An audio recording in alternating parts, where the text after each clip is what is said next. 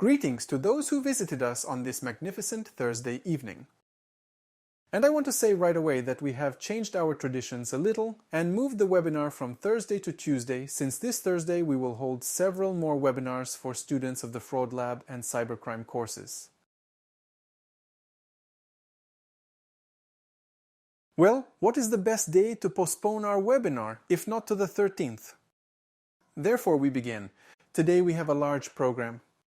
I understood that based on the feedback from the previous webinar, you liked it when there was not only a podcast, that is, on my part, not only speech but also beautiful pictures.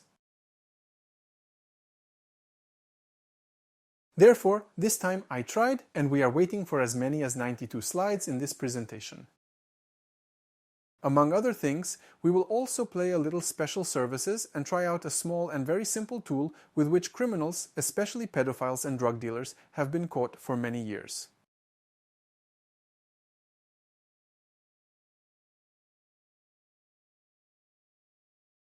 And we will have the opportunity to feel it and even, perhaps, use it against someone. So today there are almost 300 of us. This is good, although, of course, it is clear that the topic of anonymity is not as much in demand as the topic of anti-fraud. But, nevertheless, a big thank you to all of you who attended my webinar today. I will be glad and happy to speak for you. Greetings, everyone. So what awaits us today? We will have 4 main blocks of our webinar. The first part will cover browser anonymity. The second, anonymity of our hardware, including various devices, both mobile and Apple. The third part is network, the one in which users make the most, let's say, a large number of mistakes. Well, the fourth part is crypto. But do not confuse this part with encryption, since this part will concern the anonymity of cryptocurrencies.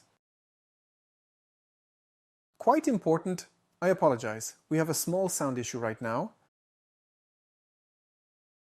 The chat is under moderation. Please write in the chat, is there a sound? Can you hear everything? Put a plus sign. Yes, the sound is normal. That's it, super. Thank you very much. So here we go. That's it, I don't pay attention to the chat.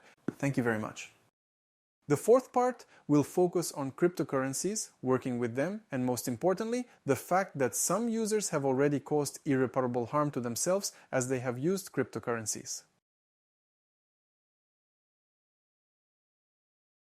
And how these users can be punished and what to be afraid of, we will find out today in our webinar.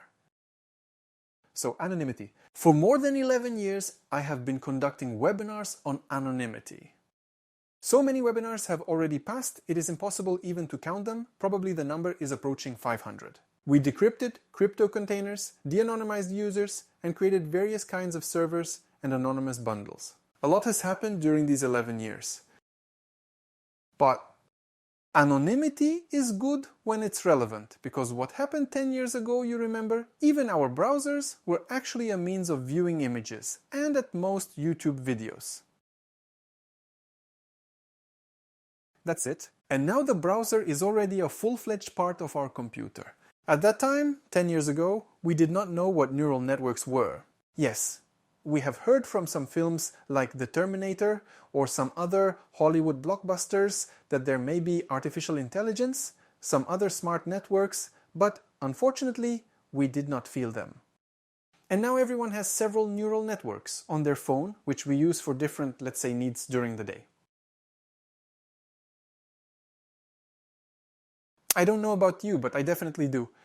Maybe not exactly the ones you use, but nevertheless, I want to say that even the presentations of today's webinar were also created with the help of a neural network. Of course, based on my information, but nevertheless, I saved a huge amount of time on the visual part. Therefore, the anonymity of 2026 is fundamentally different even from the anonymity of 2025. And today I will tell you about all the news that awaits us, and how to deal with it, and how to continue to live with it if we want to maintain our anonymity. I will say this, wear tinfoil hats. There will be a lot of conspiracy theories, because anonymity in itself, it keeps a small paradox. The fact is that security without anonymity can exist, but anonymity without security cannot exist in any way. So if you and I want to be anonymous, we have to deal with our security as well, because otherwise it's just, I can't even find an adequate comparison, a castle in the sand or something of that kind that is absolutely useless.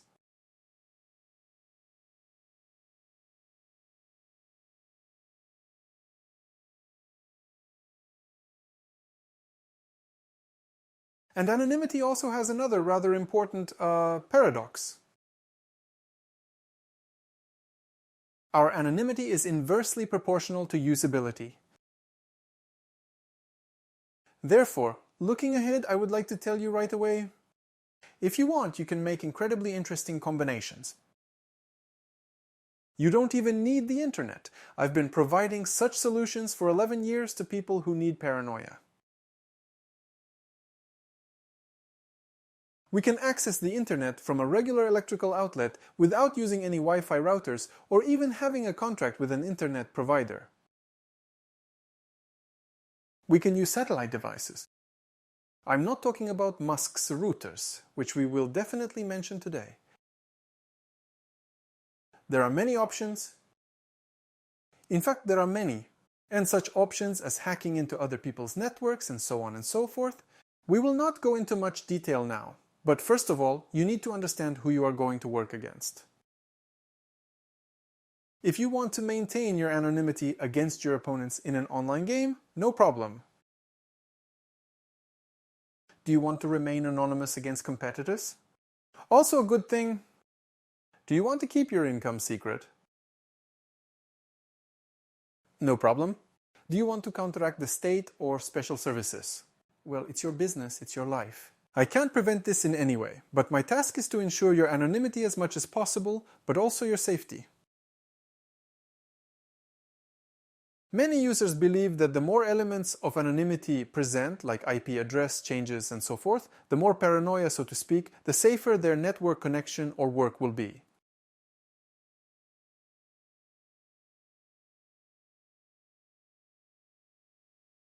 Often this does not happen.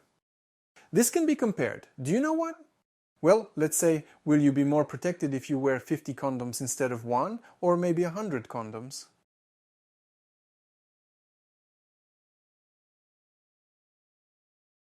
Will you be protected? In theory, of course, you will be protected, but there will be absolutely no point in this. No meaning, no pleasure. The same is true in anonymity. It is necessary to choose the right tools for a particular task, because if you want to hide from your competitors or conditionally from the tax authorities, well, it is much easier than hiding from those who are purposefully looking for you. And here there is another very important principle of anonymity. It is called the Balaclava principle. The principle of Balaclava is that excessive anonymity leads to our uniqueness. And why is it called so, the Balaclava principle? Go outside now and put on a balaclava. That is, on the one hand, the task is fulfilled. No one will know your identity, but on the other hand, everyone will know. There's a fucker in Balaclava. He's gone there now. He lives in that house. He comes out every morning at 8:30, for example. You see, if the whole city wears balaclavas, okay, no problem. You'll get lost in the crowd, let's say, but otherwise it's absolutely meaningless. And our task is not only to ensure our anonymity as much as possible, but also to correspond to a real person as much as possible. Figuratively speaking, put on a mask, but such a realistic mask that if we are viewed from all sides, so that we look absolutely like, let's say, a good, real person. It's not a mask that you can order on AliExpress for $3 and think you're okay because you have a slit for your eyes and ears. No, these are completely different technologies. Technologies of a completely different level. But, nevertheless, this does not mean that they are beyond the control of each of you. Any of you will be able to ensure your anonymity literally for, well, I would say half an hour, just an hour. And with the proper experience, it will take you a maximum of 15 minutes to create a completely anonymous bundle to go online, and you will be able to deceive any special services that exist on our planet.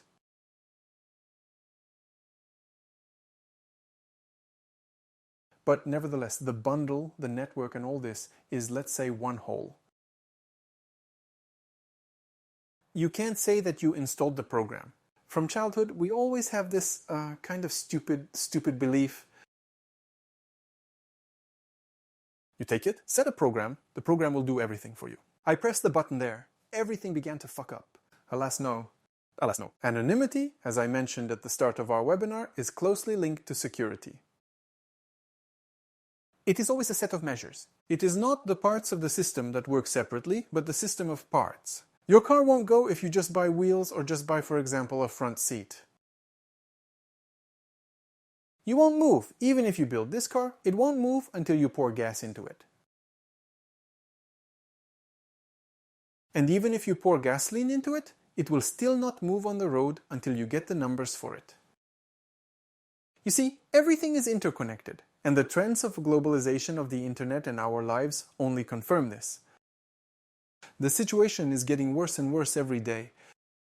I don't know when you got on the internet, but I clearly remember my first access to the internet. In 1996, I was logging out using a dial-up modem, and then, in order to completely hide from the web resource, only two things were needed. Clear your cookies and change your IP address. That's it! But, unfortunately, even changing the IP address at that time was considered a task that was simply impossible. Unbelievable. Well, of course, when I first found out about what cookies are, I was generally surprised and thought that, my God, where are we going? We are all being watched. That is, I had something like panic. And so, after so many years, how comical it looks, such a situation, you will agree. So, from words to deeds. Our first part is the browser. That damn crap that is in our phones, computers, tablets, and even TVs, and allows us to interact with the World Wide Web. A lot of information has been said about browsers, a lot of different research, including a huge number of webinars in which I talked about fingerprints, about telemetry, and so on and so on and so forth. In this webinar, I will not delve into what kind of prints exist. If you want, you can watch this information on my YouTube channel or just read it on the internet. Our task is to mention the browser, since we cannot talk about a person without mentioning his head. For example, you will agree. Although the browser is more of a dick, not a head. And what do our browsers do? Browsers are, in fact, if it used to be some kind of small utility that allowed... By the way, do you remember how much it weighed, What was it called?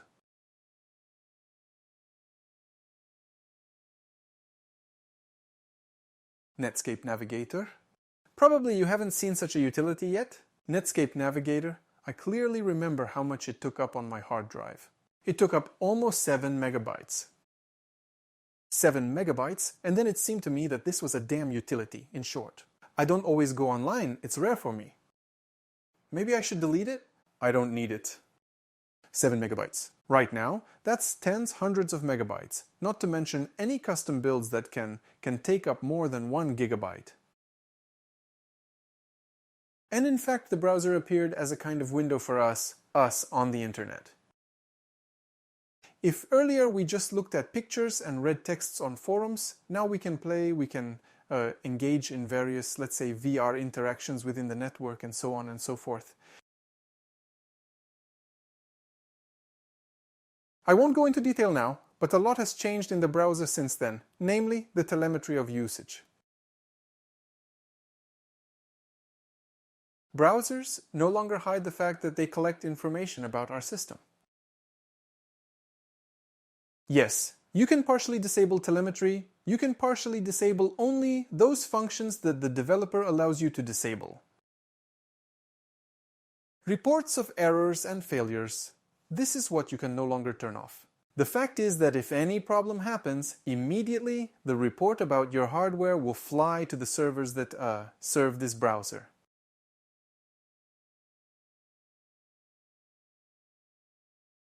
Geolocation region is a must because when you download a small file, it then loads all the equipment it needs and it loads from the region closest to you.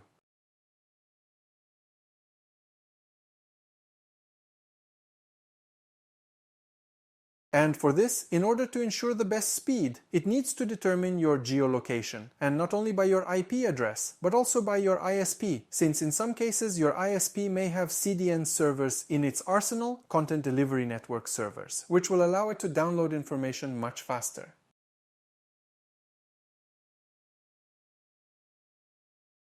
Performance metrics. Here, in principle, everything is more or less clear how our computer works. And if before this did not actually affect anything, now performance metrics are a great tool for combating bots, virtual machines, and automation tools. Plus, of course, by virtual machines I perceive not only, but also anti-detect, but also VPS, on which people have been working quite successfully until recently, simply renting VPS. Although, in fact, they installed a regular proxy on this VPS, and this VPS was absolutely no different from even the most ordinary virtual machine based on VirtualBox. But nevertheless, for some reason, people did not use the free solution, but paid several $100s for their dozens of these VPS per month. Well, okay, to each his own. System interaction data? Our browser not only receives information about our hardware, but also checks what software we have installed. Plus, it is also registered by the telemetry of the operating system, whether it is Windows or Mac OS. We're not talking about Linux. The number of its editions is huge, and many editions are without telemetry. Accordingly, when you install our regular browser, it starts knocking wherever it can. And all this is from good intentions with which we are familiarized when installing it. What's next? And then our browsers need access to our PC for some reason. Why do they want to get it? Because they want to adapt the interface, they want to optimize performance, they want to improve stability, they want to interact more deeply with the hardware in order to show you more 3-tits than on another computer. And also, of course, speed up updates that you won't even be asked about. The browser will install them on its own. I don't remember, tell me later in the comments if the ban on updates now works in the same browsers such as Edge or Chrome. As far as I remember, it is decided to ban updates only by the firewall rules, and there is no other way to ban them. But even if we look at the firewall rules further, I will tell you why they are absolutely useless for working with our browsers.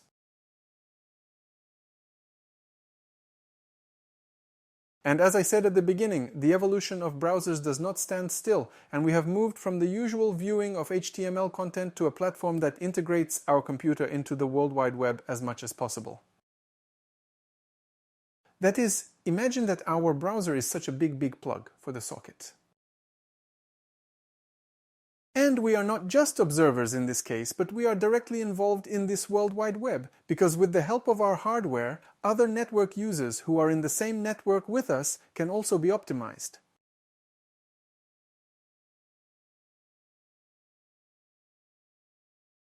In fact, the browser is now the operating environment, and of course the interface between our PC and the network. Because depending on what settings the developer himself has put into the browser, and we will get such features in our network. And in this case there is such a small arms race. Because the Chromium platform on which the Chrome, Edge and Opera browsers are built, for example, is the top 3 most popular. Since the Chromium platform is currently a trendsetter, depending on how quickly they implement this or that functionality, the faster they will attract users from other third-party browsers, such as Mozilla Firefox.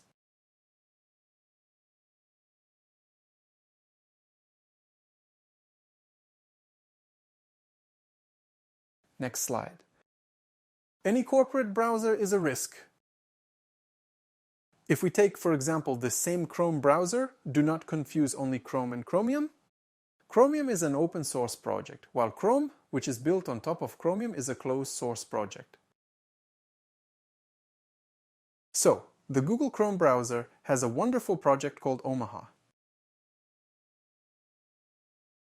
And this project allows you to determine which user is in front of it, and then use a special brand code in order to identify this user.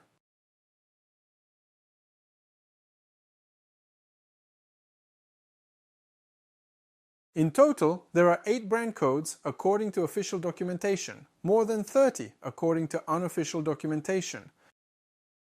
A brand code is a 4-letter meaning. Figuratively speaking, as you have the word corp on your screen now.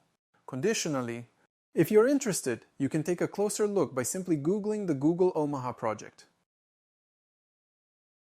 So when you download a small installer that weighs only a few megabytes, it is unique for you. That is, it is created in these few milliseconds, literally.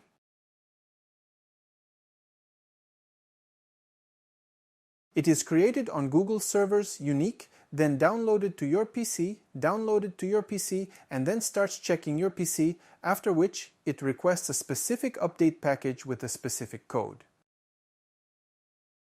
And this code will accompany you throughout the entire time you use your browser.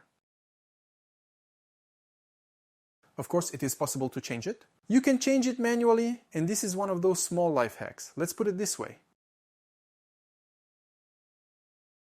If you are interested in this, if you want more traffic, you can just see what brand code your browser downloads with. This can be done in a simple way. Go to YouTube, press the F12 button, and then on the Network tab, look at the YouTube packages. Well, we've already shown this a lot of times how it happens in our webinars. You'll see what's called X-Client data, an incredibly important tracker that allows you to be tracked, and you'll also see your browser's brand code. The brand code is stored in the Settings folder in Application Data. You can change it, and it will change forever on all other web resources. In this way, you can stop being a bot and become an absolutely legitimate good person. By the way, this is one of the important criteria why in anti-detect I have changed the loading system, Chrome. Previously we used the curl system. In principle, it is an absolutely reliable, good system, but unfortunately, since recently, namely since September 25th, Google considers downloads via curl and, let's say, unreliable, a sign of a bot. That's why we've recently moved to the built-in Windows Bits system. The Bits download system is less reliable, less stable, but nevertheless, we do not see any sanctions from the Google system at the moment. So, using a corporate browser, whether it's Chrome, whether it's Opera, Edge, Firefox, is our favorite. Whichever way we download a modern browser, using it for anonymity is the most stupid thing to do.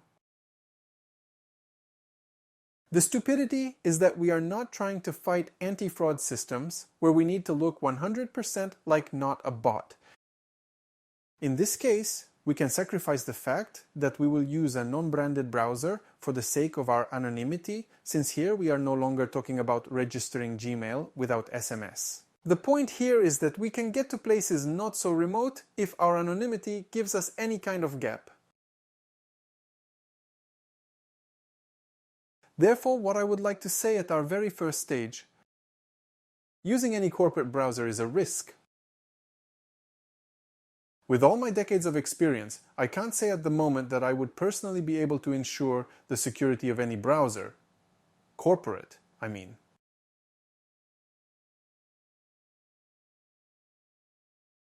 So it doesn't matter what it is even, and I'm sure it's on the tip of your tongue. But what if you install Firefox and hang plugins on it? Yes, one fuck, it will be complete shit, and nothing will replace it in any way? And most likely you are probably thinking, Vector, what are you telling us here if you can take an ordinary firewall and forbid the browser to go to the servers of its creators, right?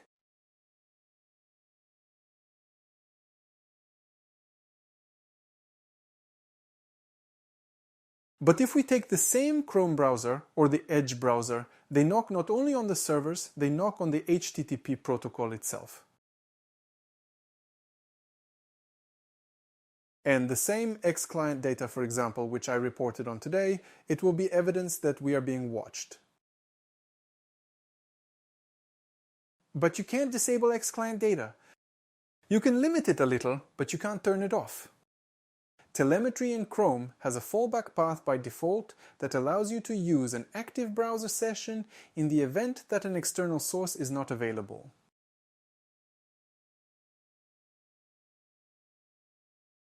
We'll take the same one. Who do you think? We have X-client data, telemetry. Who else do we have left? We also have DNS, a built-in DNS service in Chrome.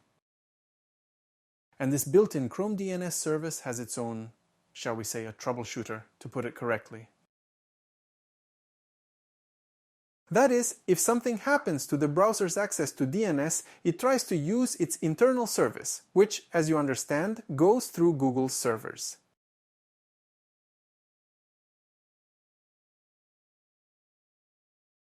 The same system in Edge, the same system in Opera, the same system in Firefox.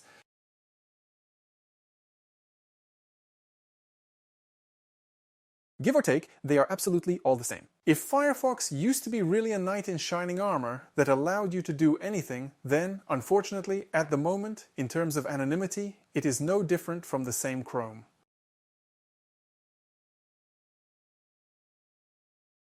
In this case, Escobar's theorem, unfortunately, works to the fullest. Telemetry is a built-in feature, not an option. That is, we cannot go in and completely disable telemetry in our browser. This is not laid down by the developers. Moreover, the developers have made every effort to prevent us from doing this. And in the case, as I said earlier, if the telemetry of our browser does not find a workaround, or rather does not find a direct connection path to the servers, it will try to make this connection through our session with the internet. Therefore, the brand has absolutely no meaning. Different engines, but absolutely the same threat model. If you ask probably about other browsers, there are a huge number of them. I will not now compare and single out any of them, except for just two. The first is a project called Ungoogled Chrome or Ungoogled Browser. You can find this project and its open source code on GitHub. This is actually the same Chrome, but from which all interaction with Google servers has been completely cut out. Indeed, a cool thing deserves attention. The second one that I mentioned but that doesn't deserve this attention is Brave Browser. A great marketing product and a great marketing campaign made users believe that Brave Browser is anonymous. Well, it's as anonymous as Chrome, Opera, Edge, and Firefox are. Well, something like this.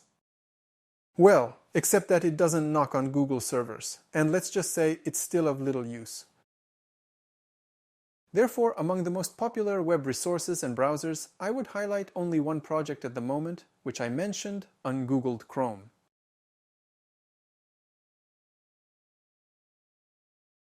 Well, of course, you shouldn't compare it here with, for example, the same Tor browser and so on. And if we delve deeper into our browsers, look at this slide now. What do browsers collect from our PC? Usage, telemetry, network environment. By the way, about the network environment. How you surely know, it's no secret that when you install Chrome, it scans your entire network and queries all your devices using the MDNS service. Why does he need it? From a legal point of view, he wants to use the so-called Chromecast, that is, the ability to cast the image to another device that supports Chromecast technology. And on the other hand, it's a magnificent user imprint because every time you download a browser on your, say, new laptop, imagine you have a warehouse of laptops and you always start them in the same place at home. Then, on the network at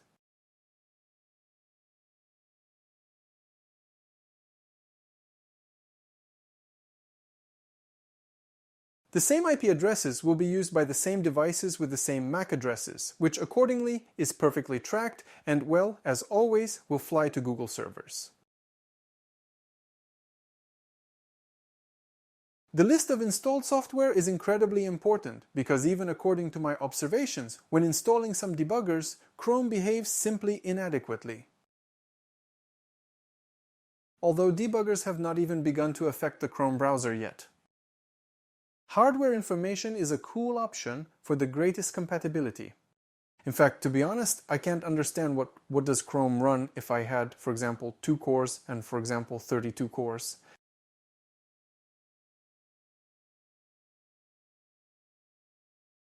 It hangs on 2 cannonballs and on 32.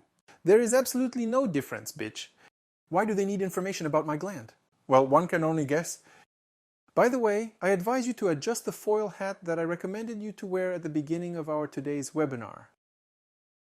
Operating system information. What operating system we use, what edition, when it was installed, what service packs were installed in it, and of course, what languages are installed in it. Interests, habits, and behavior. This is the point you probably don't know yet.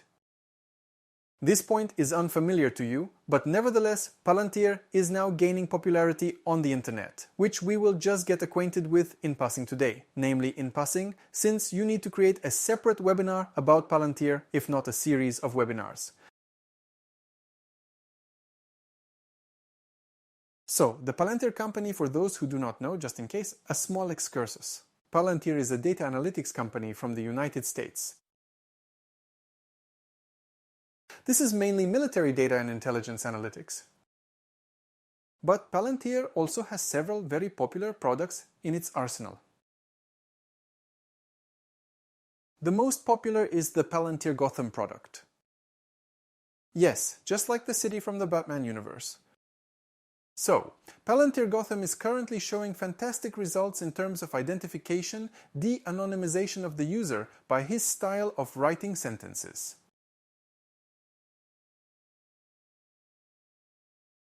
It would seem that we seem to be writing, we do not notice it. We say the same thing, write the same sentences. How can he figure us out? And yet it calculates. And at the moment Palantir says that they can identify a person. If he left messages on social networks, forums, or wrote any articles, they can identify a person with a probability of up to 73% if there are several of his posts, several patterns, let's say, that Palantir can focus on.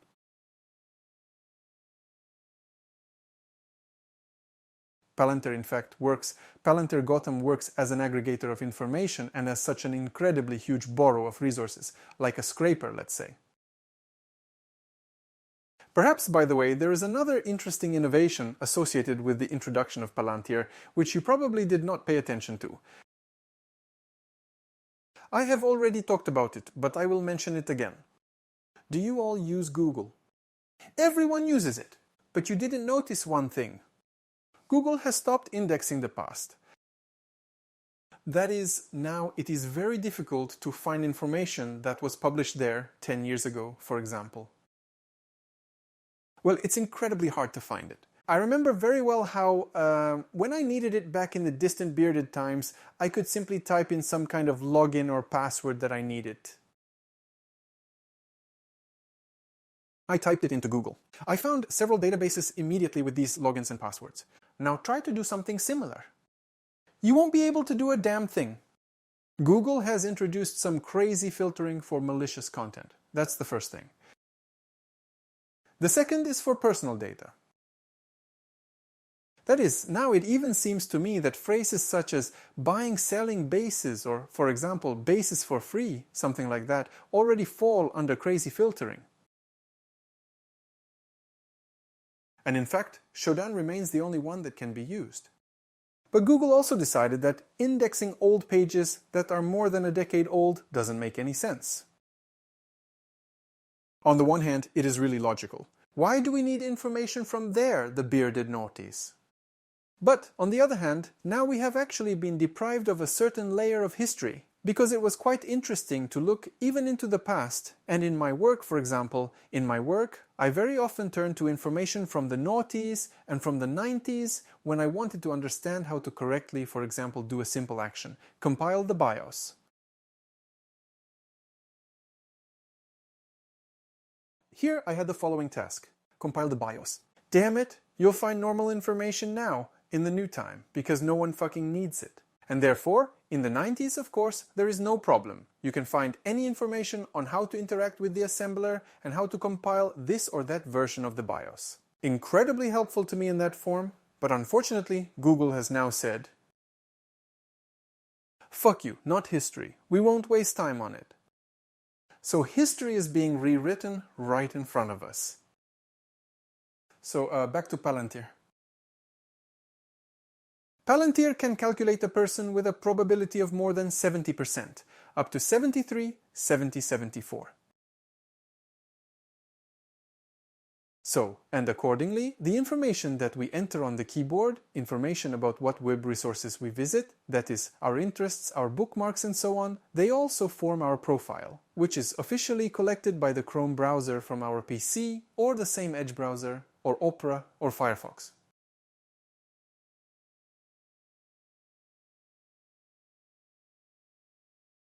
At the same time, all this information about the fee is not some kind of fiction, but this is a license agreement, the one that we never pay attention to when we install the program.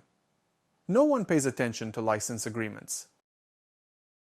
And if you read the license agreement from Apple, wow, how surprised you will be. Well, or do the following.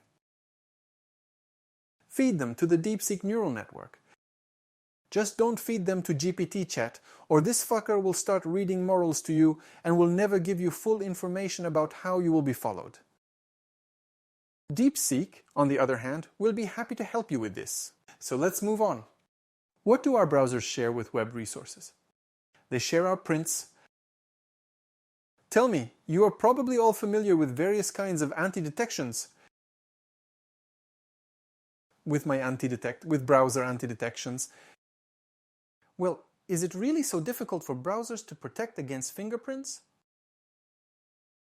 I'm not talking about the anti-fingerprint protection that is nominal in Firefox or minimal in Chrome if the sandbox is enabled.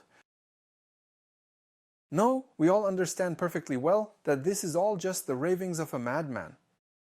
That's in fact browsers don't want to turn it off. Performance metrics. Tell me, why does a web resource need to know how powerful my processor or, for example, my video card is? Why the hell do they need it? On the one hand, on the legal side, they of course want to provide me with the maximum service that will meet all my needs and make the most of my hardware. On the other hand, performance metrics are essentially the only identifiers that currently prevent users from functioning normally, because performance metrics allow us to be identified and information to be correlated about how powerful our graphics card is, how powerful our processor is, and how it handles floating point calculations. Plus, how productive our hard drive is. Even this information can be requested. And accordingly, in this way, it is possible to get one single unified value, which is given in the form of a hash, for example, the same MD5 hash, and get a unique identifier of hours. And then you change the canvas. Don't change the canvas. One fuck, it will be clear that you are using the wrong video card that you claim. As an option, you will agree.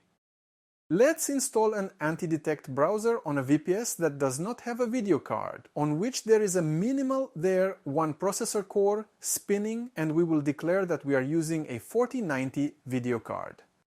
How will performance metrics look at us? Not good. But I have already delved into the direction of anti-fraud, and our goal is anonymity. It is not clear why performance metrics are disclosed to web resources. Okay. Network information is what I talked about with MDNS. Also, any web resource can scan your local network. For those who are interested, here is another example. This is a web resource, sumi.gal, if you don't already know about it. Iron? Also, again, it is not clear why the same news site or merchant would know how many CPU cores I have. And most importantly, why the hell does the browser say all this? This is nonsense. Operating system identifiers are nonsense. Your trust rating? The fact is that the browser is now not just a means of window to the internet, but when it is installed, as I said, for example, the same Chrome, it analyzes us, then brings its output and presents us with a certain code that will be our brand for the entire time we are on the internet.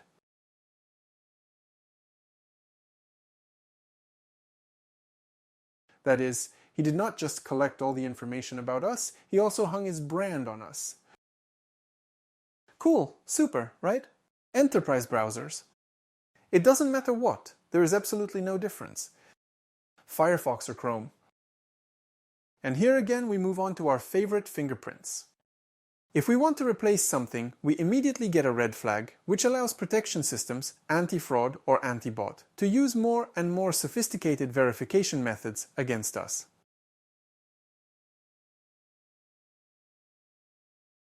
If, for example, they are just interested in what the hell we are using, for example, the outdated version of the browser. What if we are trying to hide something? And let's give these people who just didn't want to upgrade, they are satisfied with the previous version, and let's throw these people now also the analysis of their performance, in case it is some kind of bot. Let's introduce them with another CAPTCHA and a bunch of all sorts of complete idiocy. But nevertheless, this is how the internet works at the moment. Anti-fraud systems are not looking for who we are, they are looking for how similar we are to a person. Alas, and of course, the highlight of our program today. It would be stupid to talk about a browser without this beautiful, in quotes, beautiful element. Those who were at my last webinar, which took place last Thursday, have already read this information. Well, for everyone else, I would like to make a small, literally 5-minute excursion. What kind of thing is indicated on your monitor? TPM, Trusted Platform Module, that is, as the name implies, it is a platform module that can be trusted. A trusted module, a good guy, it would seem. And we have been familiar with this module, in fact, for a very long time. Many of you, I'm sure, are familiar with it, but you still don't understand what it is. Many of you know when you tried to install Windows 11 on your old piece of hardware. Windows 11, for some incredible reason, did not want to be installed on our hardware if they did not have this TPM chip too. Well, I didn't want to, that's how. Then the patches came out. Yes, of course, it was possible to trick the Windows 11 installation patch into believing that this TPM chip exists, but nevertheless, the fact remains. That is, the TPM chip is the most important element for the operation of the Windows 11 operating system, if it did not even want to be installed without it. And why is it so important, this small and absolutely unremarkable chip? The fact is that the TPM chip, well, in this case version 2.0, as on the slide, is the digital safe of our computer. Think of it as a separate mini-computer in our PC, a crypto processor, a brain that encrypts data. This includes a random number generator that creates unpredictable passwords. Secure NVRAM memory where your crypto keys lie. PCR registers store the fingerprint of the system, check whether the bootloader has been hacked. Hi, secure boot is right from here. The logic where our keys are stored? I will not read the entire slide. Essence. This processor controls our encryption, and for some incomprehensible reason I attributed it to anonymity and put it not just in the hardware topic, but in the browser topic. Why it is in the browser that we are interested in, you will find out a little further. The TPM chip also has the following structure. This is a small chip. It can be built into the processor, it can be separately on the motherboard, it can even be removable. That is, it can be pulled out of your motherboard and another one can be inserted in its place. The chip consists of several key, software components that are of interest to us. a private encryption key that is sewn into the chip of the chip itself, and it is impossible to get it.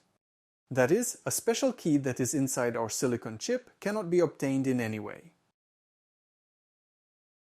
But it does have a public key pair that everyone knows. It can be requested without any problems. And there is one more thing. This is a certificate. Certificate of the company that produced this chip. So, how does this chip work in a simple way? Thanks to the public key, software or a web resource, which we'll get to now, can encrypt information based on it. This information can only be decrypted with the private key located within the chip.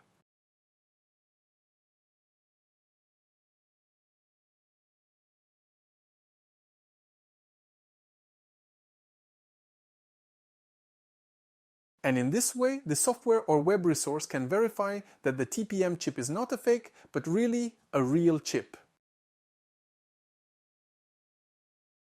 But here's another interesting point. You can create such chips yourself. Yes, this is not a big problem, but the problem is another point. The chip also contains a certificate, a manufacturer's certificate, which is used, for example, in Windows during the so-called attestation procedure. And software, whether it's anti-cheat or our favorite Google Chrome browser, it can contact the company's servers, for example Microsoft, and ask them if such a certificate is really valid, which I see now in this chip. And Microsoft then initiates the signing and verification of these public pairs, the public, the private key, and the certificate.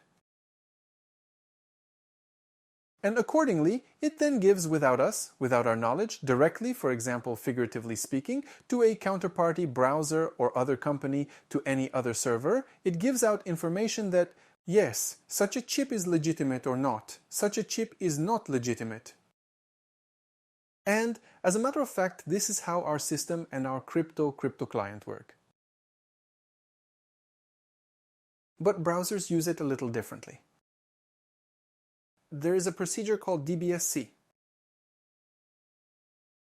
My English speaker isn't very good, so it's better to read for yourself how this crap stands for. And this standard, it was introduced quite a long time ago, back in 2024. As I've said before in previous webinars, Chrome is an incredibly important trendsetter, not only in anti-fraud but also in anonymity, as no technology in Chrome has come out of nowhere.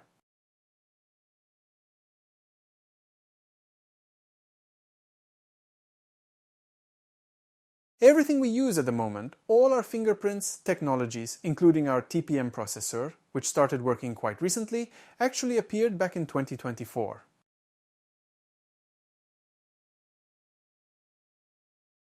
That is, it took Google a year and a half to hone this technology and put it into production. So, as I said 10 years ago, I will repeat it now. If you want to know what awaits you in terms of anti-fraud and anonymity, take a look at the Google Chrome changes. He is a trendsetter. Well, since Google Chrome is based on the Chromium project, welcome on GitHub, and using DeepSeek will help you. So, how does this chip work in the context of web resources, and why is it so important? This chip allows us to encrypt cookies and protect them completely from theft. That is, if these cookies are transferred from our computer to another computer, they simply will not work there. Moreover, the web resource will be notified, most likely notified, that these cookies are compromised. Why? Because they do not work as they should and have been, or replacing the client's own equipment, or if it correlated with the change of IP address, then most likely it was theft using a botnet. Therefore, Google has bankrupted many black dealers who sold cookies on the market with this technology. You've probably seen these. PayPal with cookies, PayPal accounts with cookies, Wells Fargo, Chase, Capone, and so on. Well, I won't list them. There are a huge number of them. And now this market effectively subsists by selling illiquid goods.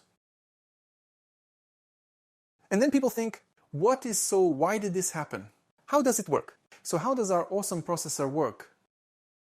After initial authentication, a web resource sends an HTTP request that contains the parameters of algorithms and the URL of the endpoint. That is, the URL of the resource that requested in fact these algorithms and wants to establish a connection. The browser sees this request and contacts our TPM chip to generate a new asymmetric key pair. A separate pair is generated for each domain, for each web resource separately, and then, accordingly, in simple words, cookies are encrypted and sent to the server. The server is aware of our unique identifier, our TPM chip. It is not globally unique, it is unique specifically for our web resource. And here, too, at the time of key generation, there is another additional verification method. The fact is that if you declare that you have a Windows 11 user agent, but you do not have a TPM chip, or this TPM chip is not certified, then in this case, and the browser itself will inform about it, then in this case, your system is considered fake and they will not want to work with you. Among other things, there is another procedure called proof of ownership. Every 15 minutes, the same procedure takes place, which updates the key using our TPM processor. I will not pollute the air with explanations. Just remember that our processor is involved in how we communicate with web resources now. And our cookies are virtually impossible to steal. That is, it is possible to steal, but it is absolutely pointless to use them. And TPM? Are our slides changing? So, we've got something with our click meeting. So, let's move on. So, also, thanks to the TPM chip, it is possible to calculate the use of virtual machines. Because virtual machines, not a single virtual machine, whether it is VirtualBox, VMware, QEMU, or whether it is just a VPS that is on some kind of hosting, they either do not have the keys in this TPM chip, or they do not certificate. Well, to be honest, I didn't even see the keys, let alone the certificate. Therefore, an excellent method of almost 100%, not almost but 100% detection of a virtual machine. Agree, a cool, elegant solution. Instead of analyzing many fingerprints, and in fact, for a web resource, this TPM key will be more important than any of our identifiers, except our time zone identifier, because our time zone is the most important in the communication sphere of our TPM key with the web resource.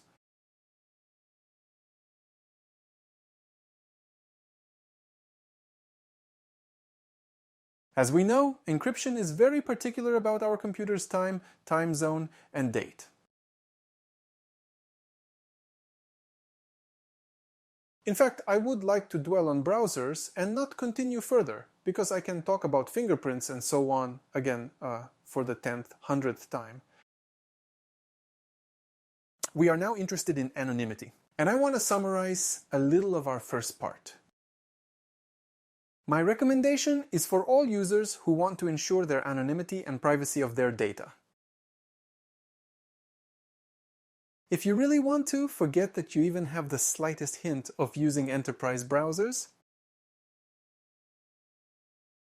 The use of any kind of anti-detect browser is also not recommended because, let's say, you will face even more problems and maybe even more risks than with corporate browsers.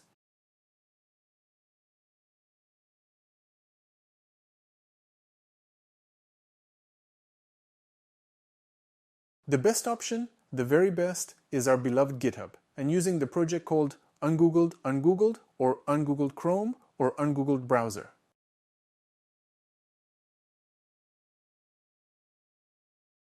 The best mode, which I really recommend to you, but among other things, again, I repeat, the beginning of our webinar.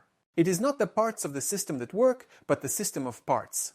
And the second part bursts into our webinar. It will be quite short, but incredibly informative.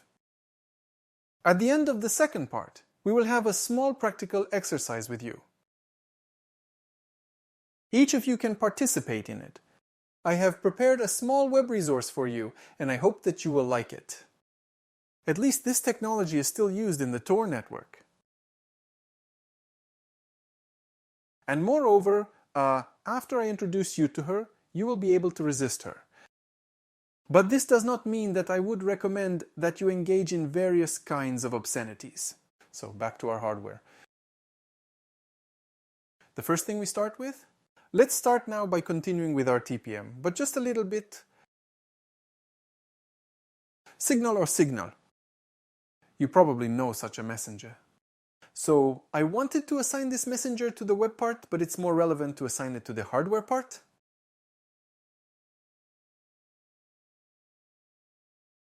Signal is the most anonymous messenger, yet it's the most integrated into the operating system. Just imagine, isn't it strange, isn't it?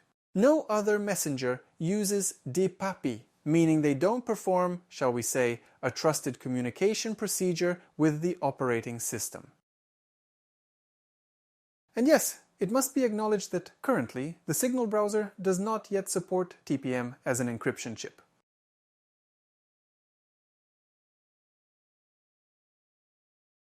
But judging by the way they introduced DPAPI, which in fact has absolutely no correlation with anonymity at all, but they introduced it, then literally, I think it's just a matter of a couple of months, and we will already see Signal, which will be tied to our TPM chip, and we'll talk about how secure it is.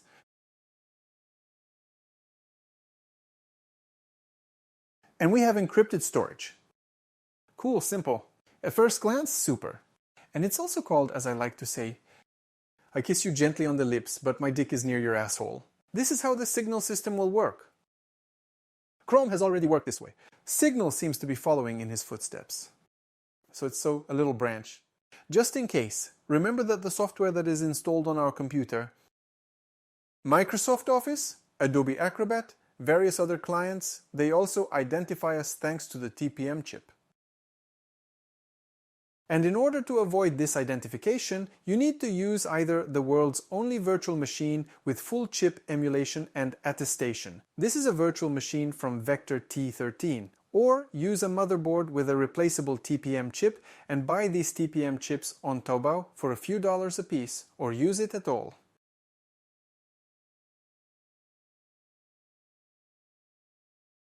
Old hardware, where TPM chips are not provided, but accordingly, it would still be better to forget about Windows 11. Let's move on. Apple devices. I love them with my heart and soul. I loved them until recently, until there was such a shit called the M1 processor. I'll tell you a little about Apple. I've been involved in it for many years. I used to set up all kinds of gadgets.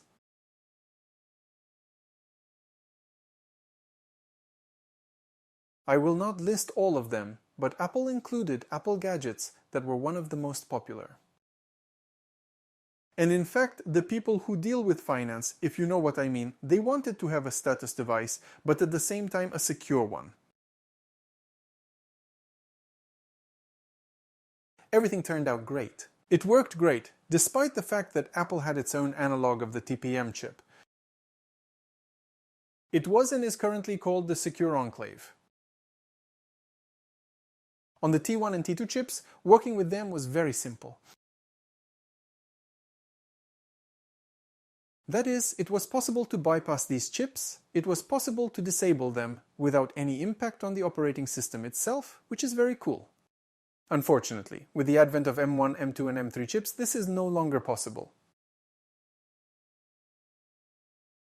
This was one of the reasons why I said many times in my webinars that if you want to keep your MacBook secure, use T1, T2. You will not be able to use M1, M2, M3 in any way. No matter what you do with your device, no matter how hard you try to change that chip, you can't do it. You can reprogram your device, you can use this dirty hack that I was talking about. This is a hack with EFI substitution. cool thing. Maybe, in principle, maybe, even if, I don't know, I had a couple of boxes of mezcal and a couple of months of free time. And if I was locked in a room, maybe I'd come up with a story, like I did when I was taken to Mexico. No, I don't want that. In general, there's a theoretical possibility to bypass these chips via an EFI hack, but how it would actually work and then replace Apple's certification is a rhetorical question and a matter for research.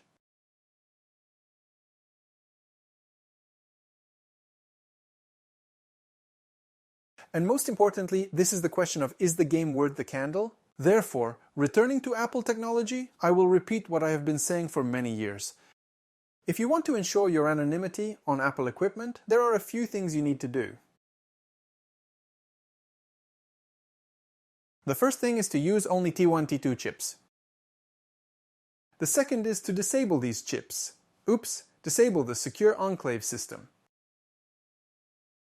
You can do this with standard tools or with certain patches from GitHub, but which work only up to the Big Sur system. And on top of all that, disable the lid close sensor, disable the accelerometer if it's built into your laptop model, disable the fingerprint reader because Secure Enclave emerged precisely when we got these fingerprint readers, these dactyloscopic sensors, these readers, damn it.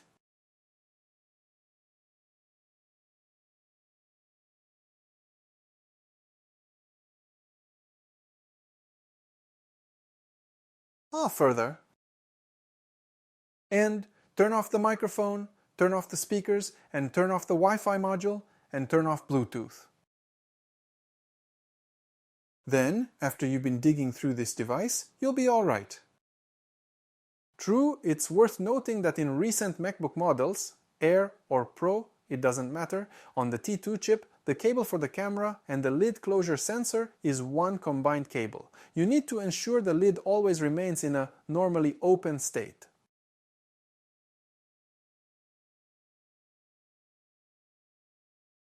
That is, the computer should not have a hibernation mode. It should either work or shut down completely. At that time, the lid open sensor, I repeat, must be cycled to the normally open position. But this is in the case if you want to dig into the past and engage in this kind of masochism, which I do not recommend you to do. But in fact, look how the situation is deteriorating in our country. That things have gotten worse at Apple, that things have gotten worse at Google, that things have gotten worse at Microsoft. Everywhere, it only gets worse. Everywhere, they try to us as deeply as possible and as often as possible. I will not go into much detail about how this system works, although I have made several slides. I will say that, in fact, this is the same as a TPM chip. That is, stores hardware keys, stores keys to our file vault, our passwords, and so on and so forth. By the way, I would like to have one more important information that I completely forgot to mention. At this stage, session initialization, you've likely seen many web resources that initiate a passkey-like procedure, meaning you need to enter your operating system password to access the web resource.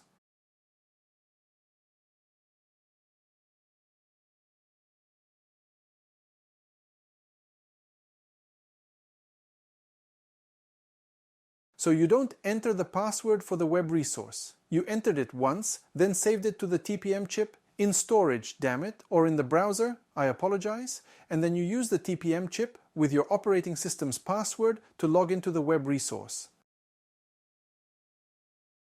This is a vivid example of the use of a TPM chip in particular.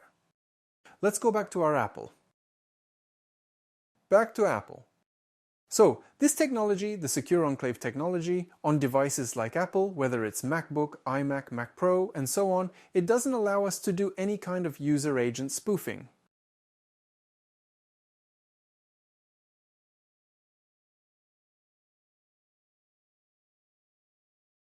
That's right, just in case. I think it was, in principle, understandable. But in some cases, for some reason, I came across users in my practice who say, here I am using Windows, I am going to change myself as if I were using Mac OS. Ha ha ha, what a cunning bitch I am. So never do that again, because now even web resources can detect if you're using an Apple or Windows device, as TPM keys and Apple Silicon differ.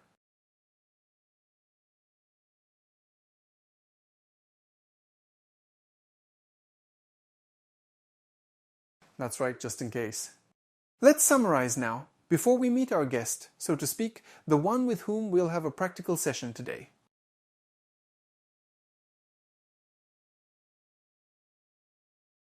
Let's now summarize a small summary regarding the hardware.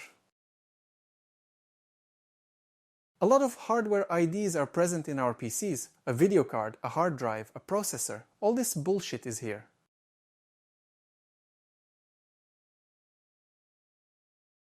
I don't know of any identifier, not a single one, that can't be changed using the EEPROM procedure. The EEPROM procedure is in a different way, in a simple, so to speak, reflashing. You can change absolutely everything, any piece of hardware that we have, from the monitor to your power supply. Processor, motherboard, hard drive, video card, any sensor, north-south bridge, I don't care at all, you can change everything. The only thing that doesn't change is our TPM module. Accordingly, if you and I are playing at Anonymity, or if we don't just want to play games but really want to do it seriously, then we need to understand that this module is the most disgusting thing that our computer has.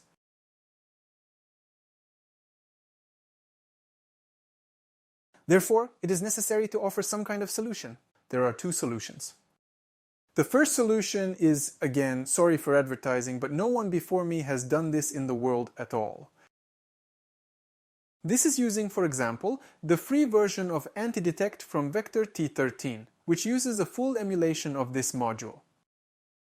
Or option number 2, use a motherboard where this module is removable.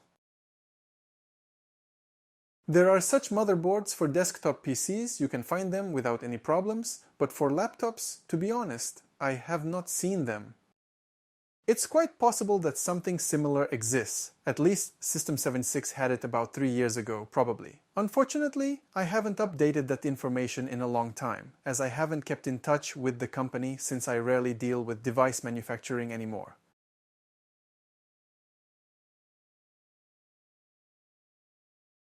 If I do, then these are single orders, and they happen quite rarely.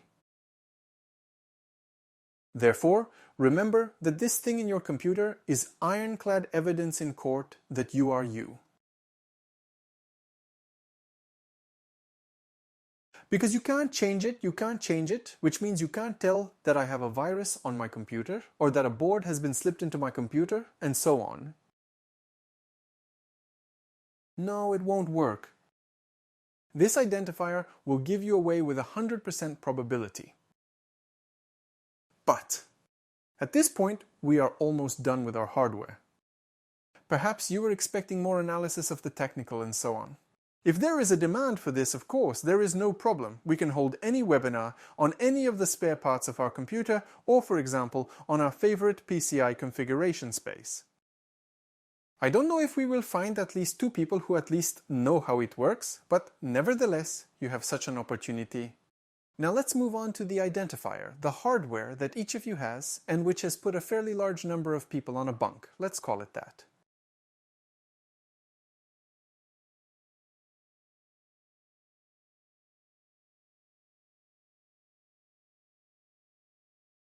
What do you think it is? Let's do it right now. I'd do some kind of drum roll sort of, but you don't think you'll hear it very well. So what do you think it is? What do you have? What is in front of you now? This is not a monitor. No. Think about it. Here's the answer. Look, here he is, a bitch, a traitor. This is the creature that de-anonymizes you.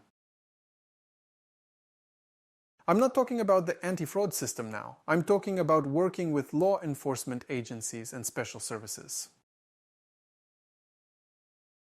Do not read this inscription that is written here. We don't give a shit about this inscription now. Just get to know each other. Columns is a top secret traitor that has been around for years, and the technology used to de-anonymize users is incredibly simple.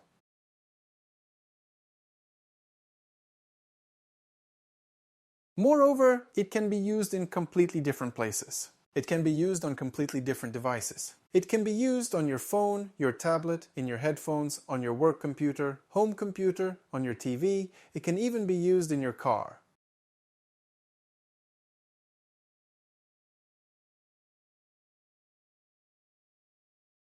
Imagine, that is, there are incredibly many variations of use. Let's now get acquainted with these variations. But to acquaint you with these variations, I'll now show you a specific command of evil that currently exists. Of course, this is not the full team of villains, but these are precisely the, shall we say, counterparties who are currently the most frequent subjects of user de-anonymization using this technology.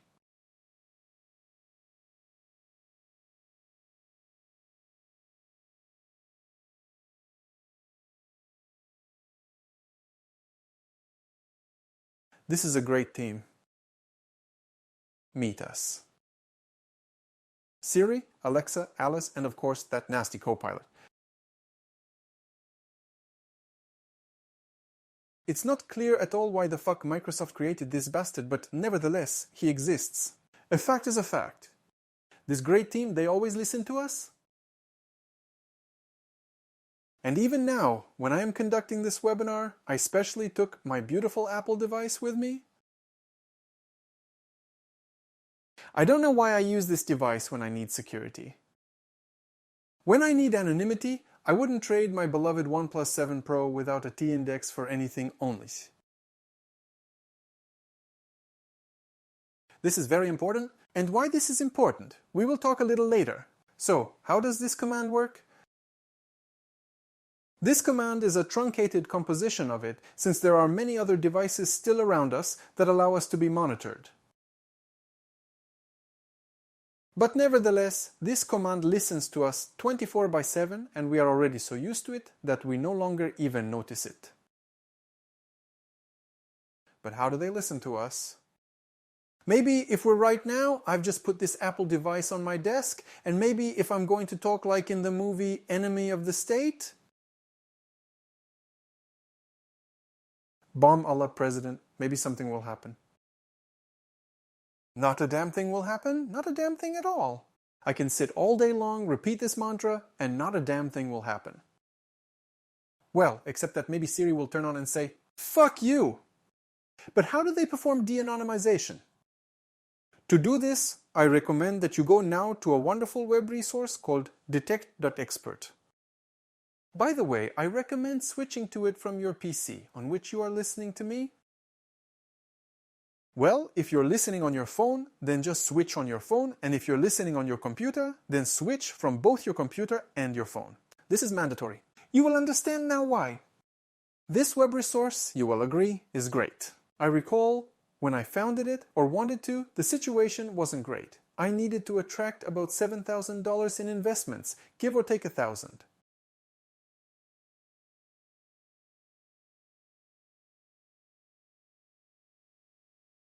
Now he generates so much per hour. So, by the way, I did not attract investments then, I had to pay for my own. So, on this web resource, at the very top, you can see such a tab called Checkers. And on this Checkers tab, there is a checker called Ultrasonic. Go there, please. Upon accessing the Ultrasonic checker, you will encounter two primary elements that you need to interact with.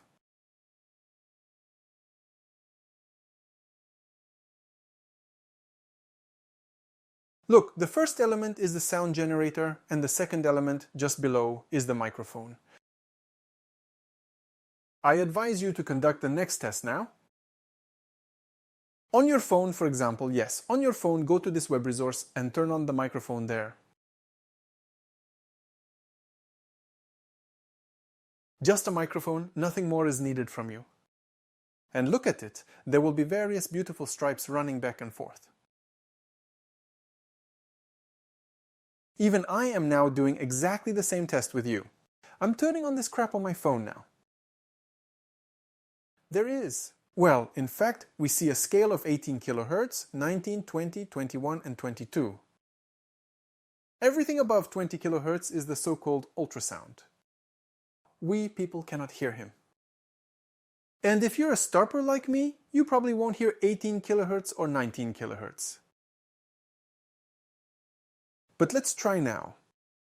After you have turned on this microphone on your phone, go to the very top and now turn on one of the frequencies on the ultrasound generator, for example, the frequency 1920. You will hear a small beep. I added it specifically so that it was clear that everything turned on. And then look at your monitor, listen to your phone. Now listen to your speakers. If you're doing this from your phone, listen to the phone speaker. You won't hear anything. Try switching between frequencies. Change, for example, to another frequency, to 21 kHz, and so on. Change the volume. Maybe the volume is too low on the phone itself. Try changing the volume and look at the purity gauge. The level scale is the scale of the sound level. Unfortunately, phones now use noise suppressors that can eliminate low-level background noise.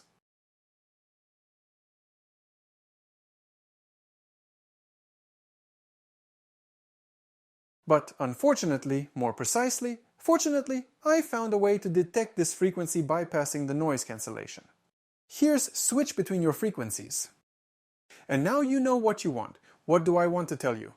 You can do another experiment. Now I'm going to fall silent. Well, I'm going to be picturesquely silent for literally 20 seconds. And you turn on your device on the same device, whether it's a phone or a computer, for example. Turn on some music on YouTube or on Spotify, and you'll see that this music doesn't affect in any way what kind of music.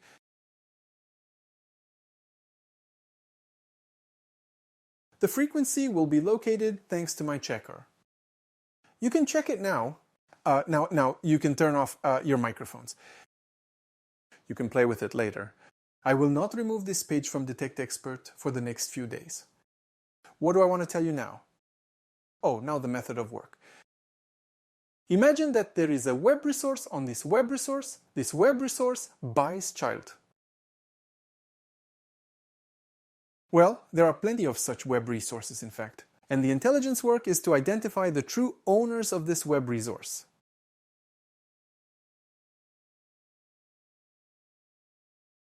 How can such owners be found? Well, there is an option of using tracking tools sewn in with the help of steganography, with, for example, delayed activation.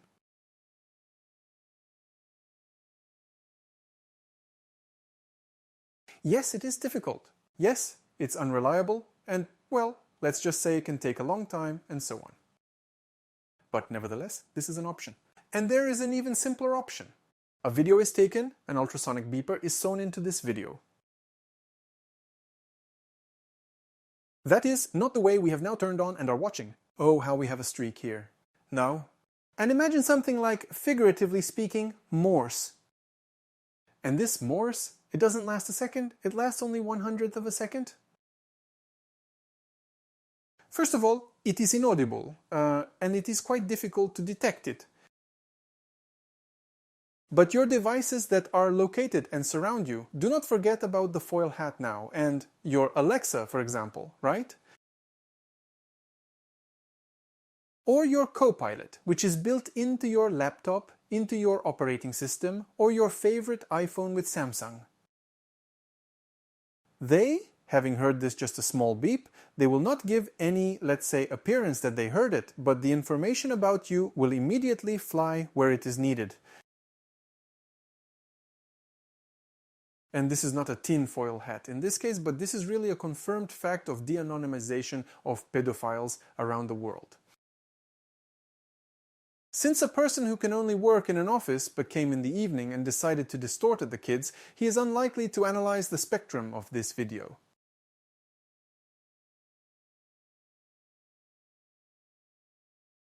Agree, there is a wife in the kitchen, there is a son running somewhere around the house back and forth like a madman, and there is simply not enough time for this.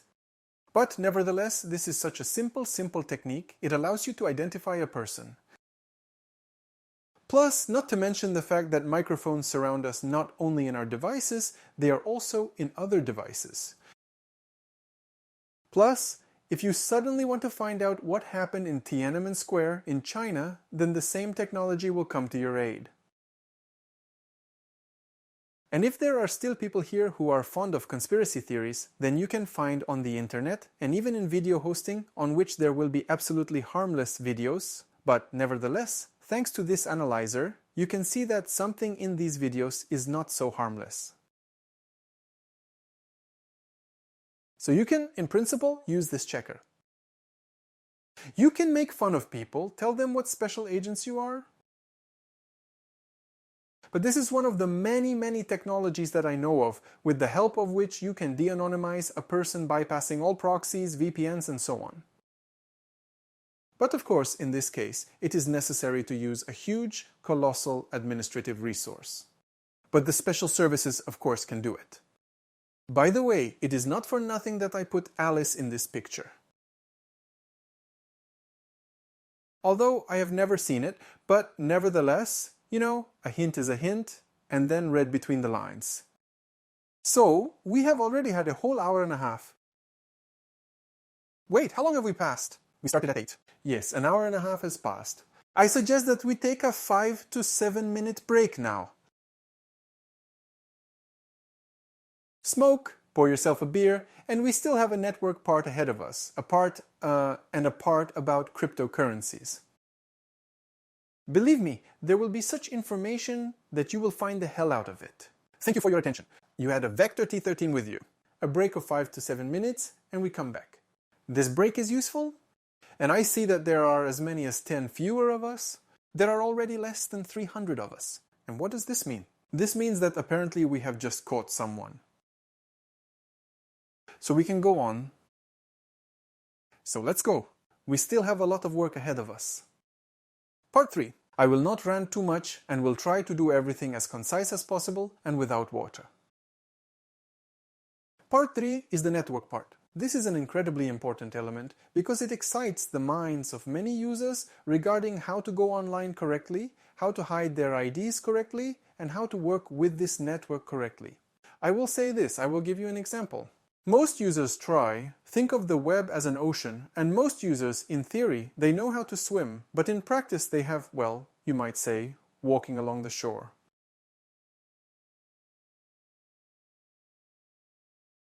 Let's call it in simple words. Well, at most, the eggs were soaked in water, that's all. That's all. There's in fact their whole swim. Therefore, our task is to give the user maximum instructions and teach him how to swim really correctly. Because if a person is not familiar with the structure of the network and network technologies, he may not have quite the right opinion about how it all works. Here we go back to the beginning of our webinar, when I said that not so much 30 years ago, just 30 years ago, in order to change your identity on the internet, you just had to change your IP and that's it. So let's move on to what no longer works or what causes problems. First, the very first simple part, incredibly simple, but nevertheless I was horrified at how big of a problem this part is at the moment. Dual stack VPN. What does this mean? In fact, in percentage terms, probably 98% of all VPNs that you'll come across on the market right now are VPNs that only work with one protocol, the IPv4 protocol. At the same time, they don't handle IPv6 at all. And in this case, there is, yes, of course, we have a tunnel that is supposed to wrap everything up and so on. But in practice, your operating system can bypass the traffic absolutely without any difficulties and ignore this wonderful tunnel of yours, of your wonderful single VPN.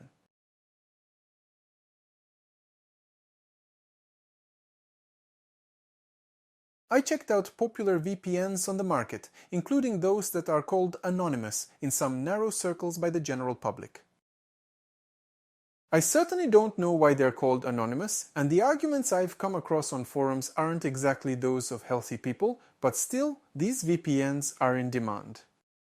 They are attended by thousands, if not tens of thousands, of people. I checked, And among all the services I checked, I didn't find one that supported dual stack. This is the first thing. Second, I was able to reproduce the IP leak and DNS leak in a working VPN tunnel. Not to mention, of course, any software installed on your computer can, without hesitation, use your real network bypassing the VPN, as it will see your internet connection.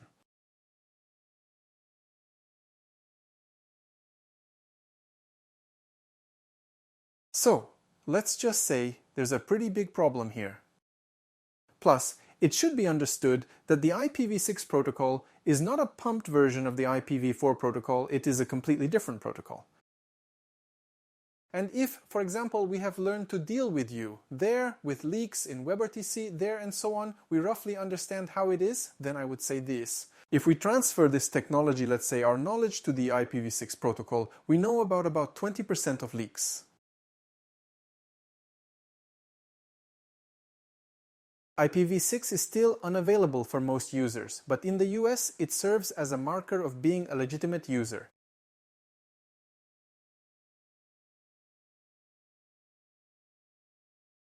Quite recently, if I'm not mistaken, half a year ago or a bit more, the US Department of Telecommunications Networks or something similar announced that the country is 100% connected to IPv6. And so, along with countries such as Israel, Japan, China, if I'm not mistaken, please correct me here, Australia, Canada, Great Britain, Netherlands,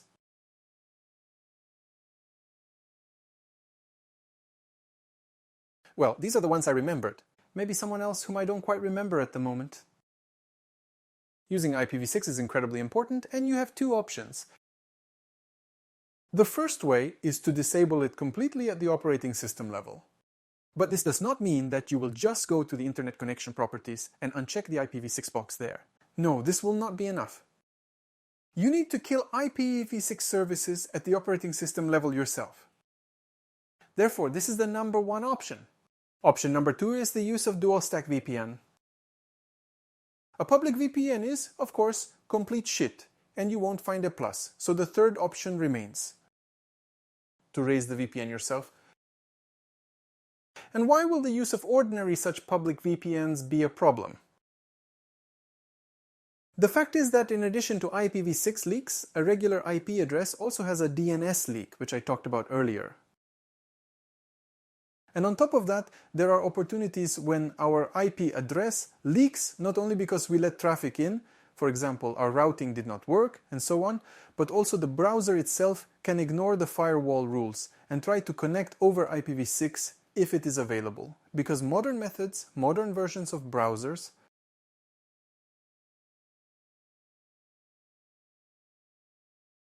prefer IPv6 over IPv4. That is, if your wonderful Chrome browser is installed on your computer, it will suddenly want to connect via IPv6. According to some of its internal logic, it will do this by passing your VPN tunnel. But since we know that a VPN is not a means of anonymity, but a means of security, we now have to shed a little light on these public VPN servers. VPN, in fact, go to any forum, I have been saying this for many years, go to any forum, ask users, how to be anonymous? You will be told, use a VPN. Well, it's like fucking, how do you cure a headache? Use pills for constipation, you won't think about your head? Well, in principle, the logic is absolutely the same. A VPN has always been a security tool. It has never been a means of anonymity. The fact that the IP address is changed is only a derivative, but not the primary reason for the creation of a VPN. VPN is the creation of a secure communication channel in unsecured networks. In other words, it's like in order for you and me to communicate securely, I took a cable and went right to your home and plugged it into your computer. Well, this is relatively speaking this way. Plus, the information that goes through this cable is encrypted so that no scoundrel who wants to get into our twisted pair can wake up our packets. This is done very simply. So, as the owner, the former owner of a VPN server, or VPN servers, a service, let's call it that, I can't even say how many customers I had at my peak. It's really difficult for me. It's hard to say, but I think it was close to 1,000.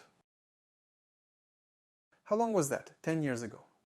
10 years ago, I provided secure VPN services, but let's just say I got into trouble with this service.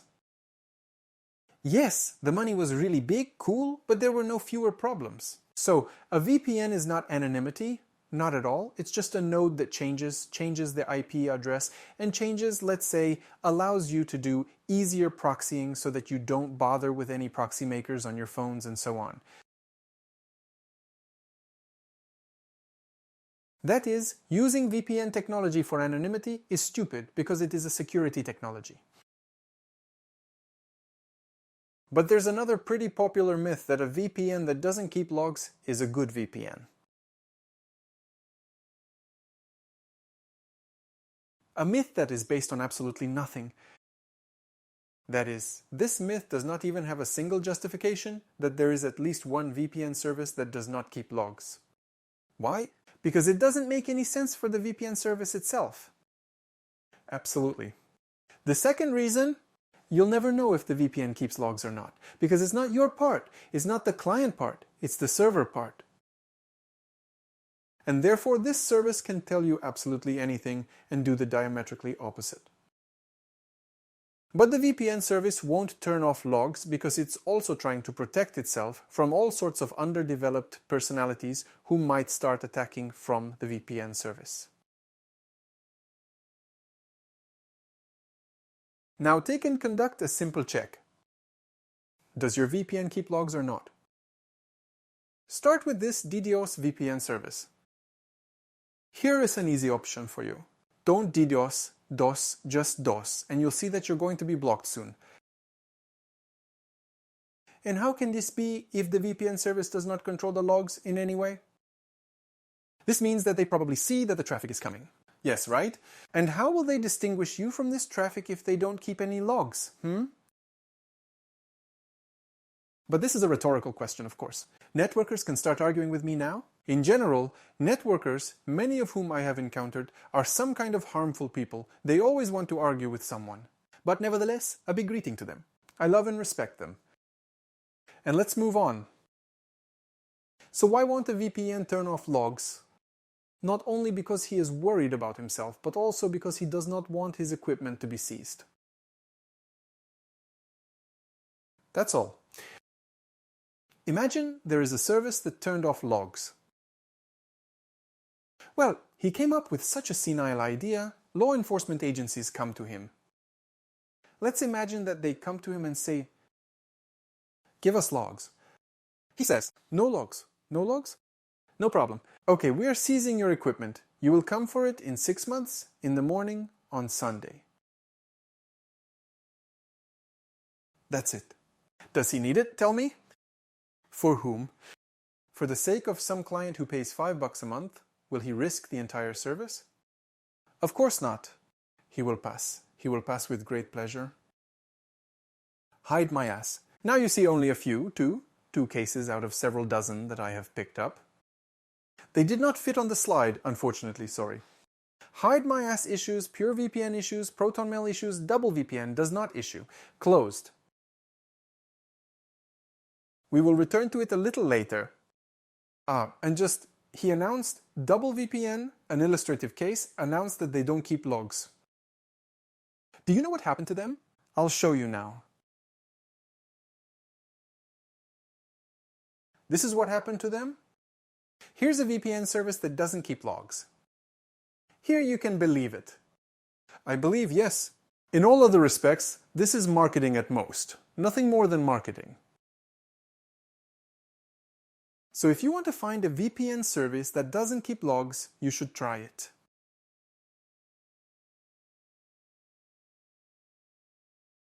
The simplest option. If you get banned, it means that the service still keeps logs. Whatever one may say, there is some kind of traffic analyzer. Well, in fact, the VPN itself and, at the moment, is an incredibly simple chain for de-anonymization. Because if a VPN service is located in a major data center, there's no point even using it, since one can simply contact the data center or the internet service provider to get full logging of all connections and then identify the specific wrongdoer that interests various special services.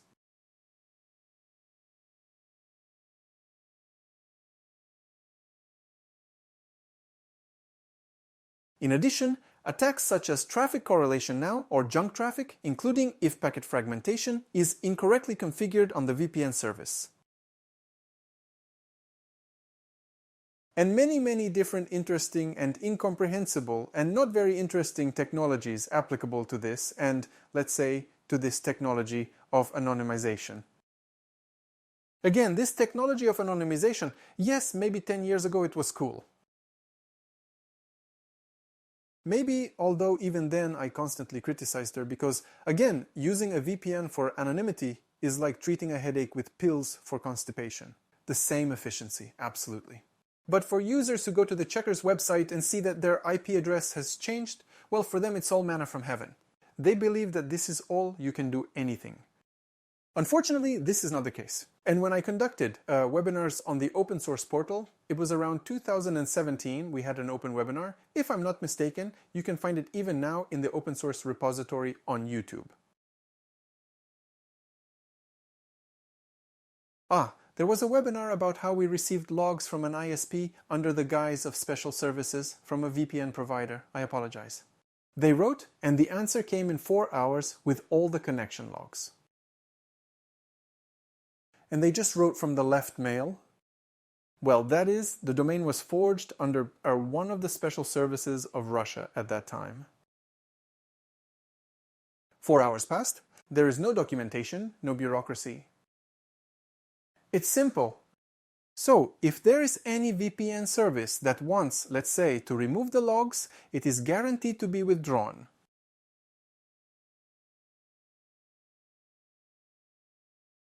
Well, here is an example. 2 large services, SafetyNet and Double VPN.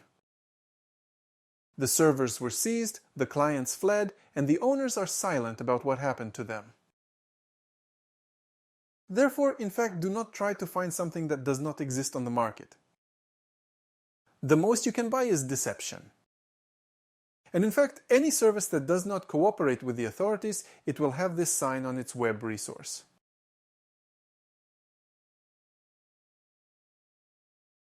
Very soon after it starts to gain popularity. So don't forget about it. But there is another myth that also haunts users. And what if you make it so that you place a VPN in countries that do not cooperate with anyone? Maybe this is an option? Let's think about it. And here's the answer on your screens. Offshore is not a protection, it is a compromise. And not only in terms of finances, but also in terms of work. The fact is, let's take our favorite NordVPN. You know, such a great service for sure. It is very convenient, beautiful, cool, plus this PM the email is spammed with various kinds of promotions. Cool, wonderful? NordVPN is located in Panama on its own, without any. NordVPN, without any interference from the official, said that we are cooperating with the authorities and will give out any logs you want. That's it, cool, right? Why? Because they make a lot of money by letting people watch. That's what their service works for. In fact, there is nothing else to do. And there are still countries in which certain resources, they are limited, and therefore you have to use a VPN. A user-friendly interface, a large selection of locations, good speed, plus reasonable prices are an undoubted advantage of these VPN services. But, again, the official statements of such web resources, such services, or rather, I beg your pardon, indicate that companies want to comply with the law, do not try to violate it, and are trying to save their business. And again, If you think you're going to connect to some service that's going to protect you for your $10 or less, for $5, hell with it, for $50, some service will risk $500,000.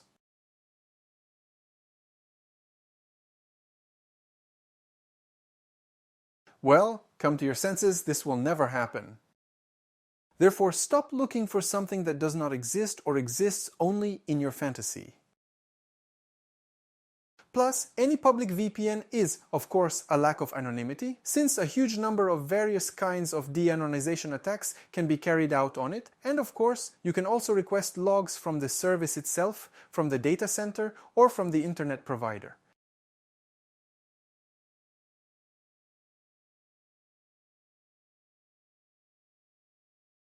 And thanks to what has already been mentioned, the Palantir system mentioned today allows you to directly connect logs from internet providers and, let's say, into one single cloud. Then to identify a person is earlier. 10 years ago, yes, it would have been a matter of several months perhaps.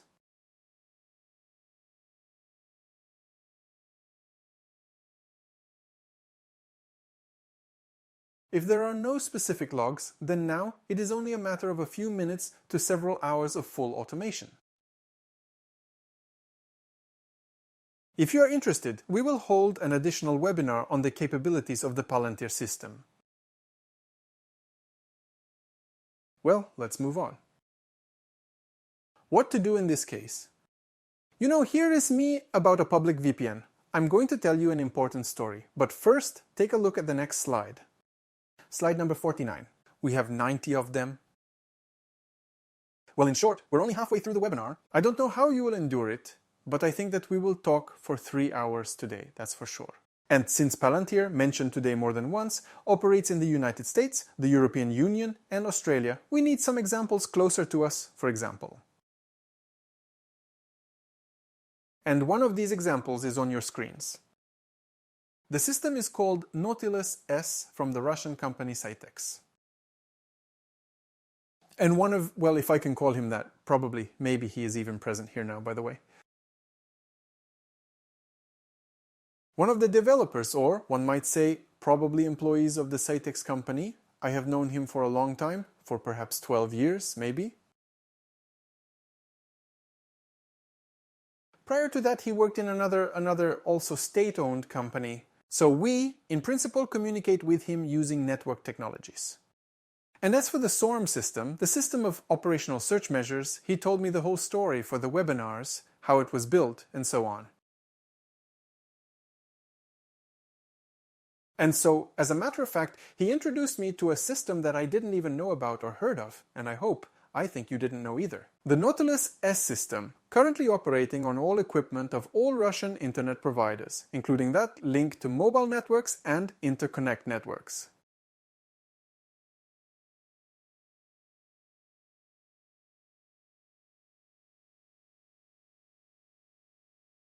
Well, for those who don't know, interconnect is our roaming, right? The Nautilus S system, developed by Cytrox, allows you to log and de-anonymize Tor users and VPN users thanks to in-depth traffic analysis, in other words, DPI.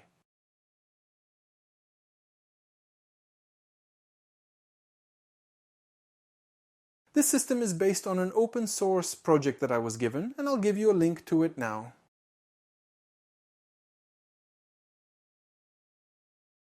This is if anyone is interested in how your filtration system works. I'm sending the link now to the general chat. Project Mercury. The Mercury project from Cisco, it doesn't matter, is, let's say, the basis of the Nautilus S project. But on top of that, after the source code of the Great Firewall of China was leaked to the network, the Nautilus S project received an incredible boost in their, let's say, performance, because it was able to combine really methods from Cisco, and Cisco will probably call it Cisco, not Cisco.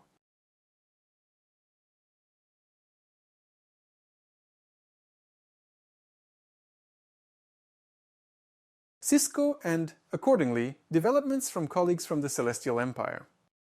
At the moment, the system is still under development. That is, it has not yet been brought to the full perfection that is attributed to it.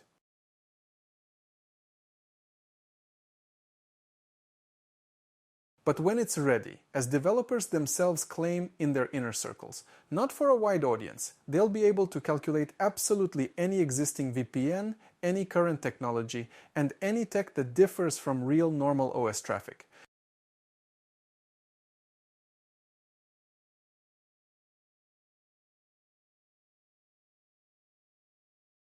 So, well, let's see how they do it, of course. But there is one No, I'm lying, not one, but two big problems. We're looking at this system because, about it, well, we can feel it, right? It would be harder if we were, for example, in China or examining the Chinese system, where there would be no way to communicate with it properly. And so we have the opportunity to feel this system, to feel its bypasses, how to do it, and so on. And in particular, this is good, because there is an opportunity now at an early stage to find means to counter this system. In fact, as this friend of mine, one of the developers or employees, tells me, as it would be more correct to say, so as not to burn it down, this system is already superior to everything that exists in the world, all other blocking systems. By the way, in one of the Persian Gulf countries, there's also a big firewall, and you can bypass it using an Asus router.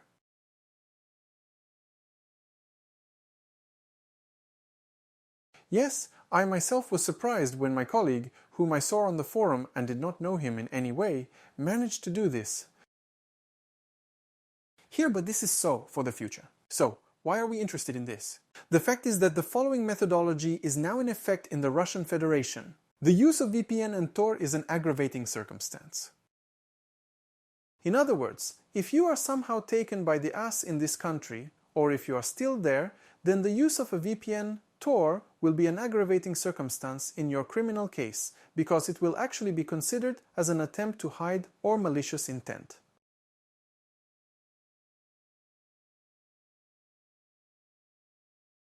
It feels like you're trying to hide evidence. That is, this is a clear malicious intent, and not just some, let's say, carelessness on your part. So whoever will work with it, you get ready. But since we're already smoothly transitioning from VPN to the Tor network, let's still pay a little attention to the Tor network, and as soon as possible. So the Tor network. I have criticized the network, not the network, but VPN technology for not being an anonymity tool, but a security tool. At the same time, Tor is not a security tool, but it is a means of anonymity because that's what it was created for. But Tor also needs to be noted that there are several, or rather, there were several vulnerabilities which we will now consider with you. The first vulnerability, well, let's not take the whole story lately. The first vulnerability has been operating for more than 12 years. This vulnerability could allow intermediate nodes to mark a packet. Imagine the first server, which I call the GOAT, this server, but it's an entry node. The entry node, depending on IP addresses, can mark a packet so that it can be identified on the egress node. And thus, there is an opportunity to get where a person came from and where he went. And this technology worked at Tor for 12 years. Can you imagine? This is one of the big, huge ups that Tor actually faced. But not only that. Now, I have one slide here somewhere, it's lost. I wanted it for you. I beg your pardon. You see, it turns out that more than 90 slides are too little. Now, I will tell you an important detail that you will not see on the slide now. One moment, literally. I'll check, maybe not. And on top of all that, in addition to these kinds of vulnerabilities, the Tor network is incredibly vulnerable to government work. And I will explain to you why. In 2017, such an accident happened to me. On one of my native forums, on the Dark Money forum, I was recognized as a scammer. How was I recognized as a swindler? At that time, the so-called multi-trap worked. I have already said this example, but I will give it again. Multi-trapping made it possible to detect when a user visits different accounts from the same IP address. That is complete primitivism, but nevertheless it worked against a huge number of people.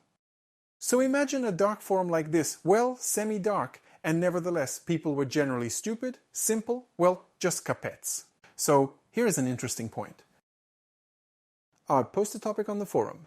If anyone is interested, you can find me in the web archive, because this topic has been erased from the main forum.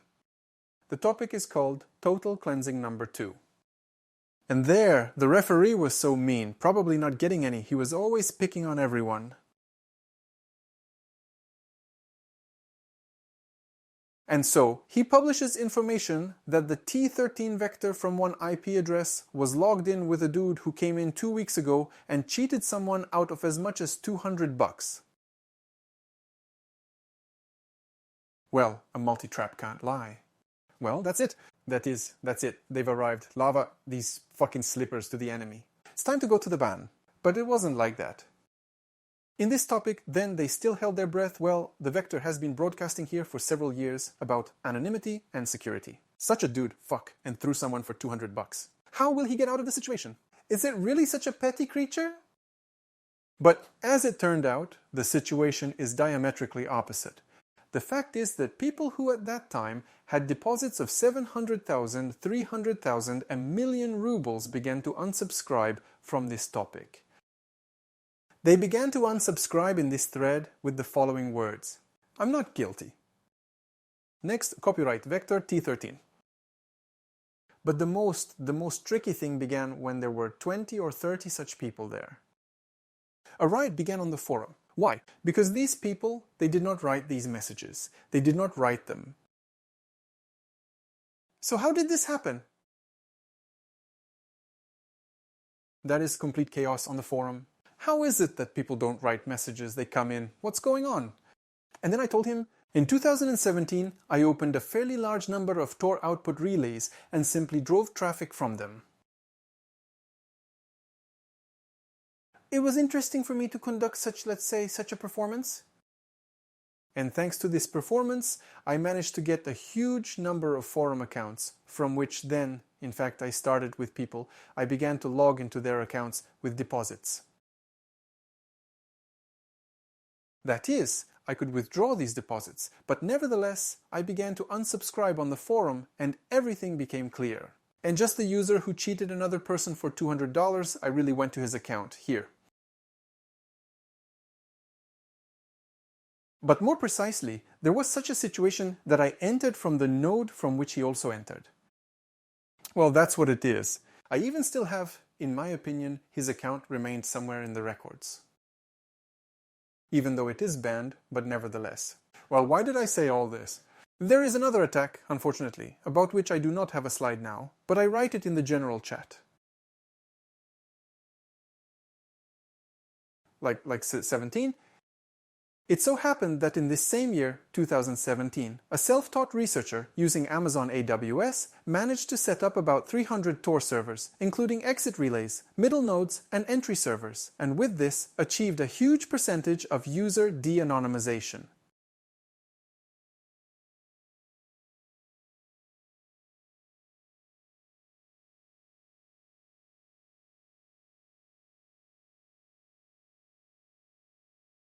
Only one person. Imagine. That is, this once again confirms that no technology is perfect. And if the government, well, relatively speaking, some kind of large, some big special service wanted Tor not to exist, they would do it without any problems, either administratively or simply by introducing a large number of nodes controlled by them into the Tor network. And in fact, they would control their network. By the way, such a vulnerability, well, like a similar one, but there is a similar vulnerability in crypto networks. You know that if you control more than 51% of the nodes in a crypto network, you can, for example, turn transactions back. That is, even when a transaction has already received all confirmations, you can revoke this transaction. This kind of attack is called a 51 attack, and it is still applicable on many cryptocurrencies, on many And you can choose some, for example, a small cryptocurrency, create a large number of nodes of this cryptocurrency on the same AWS for a grace period, and then reverse the transactions. That is, in fact, become a proprietary link in this network.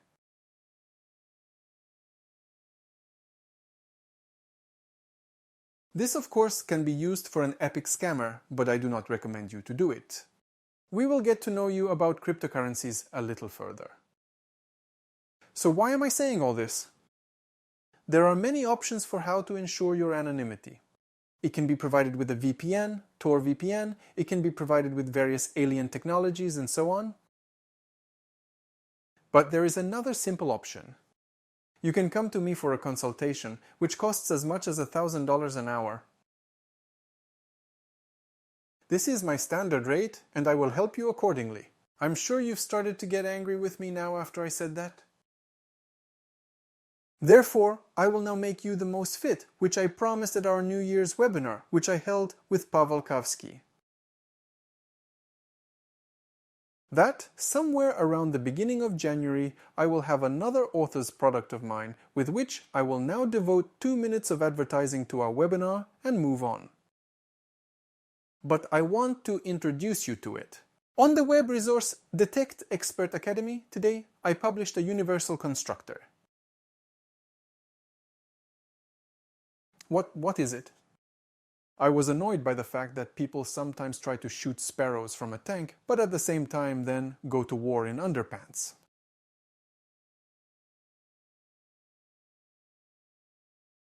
Well, relatively speaking, let's call this Opus, which was born in my head just now, thanks to an incomprehensible neural connection in this way. So, indeed, different people need different anonymity. I made the following product.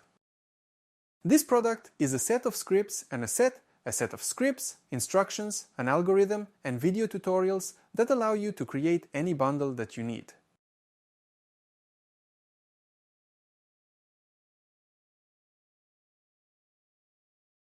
Want 10 VPNs, then Tor and 100 more VPNs?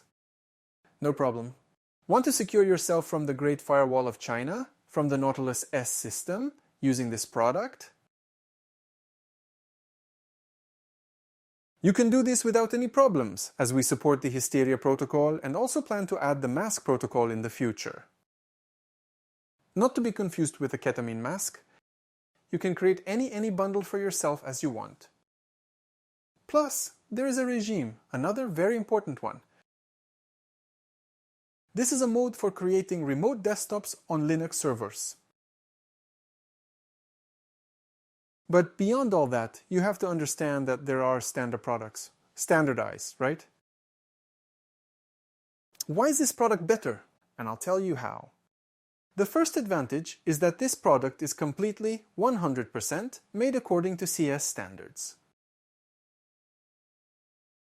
CS, Center of Internet Security, arguably the most authoritative player in global information security.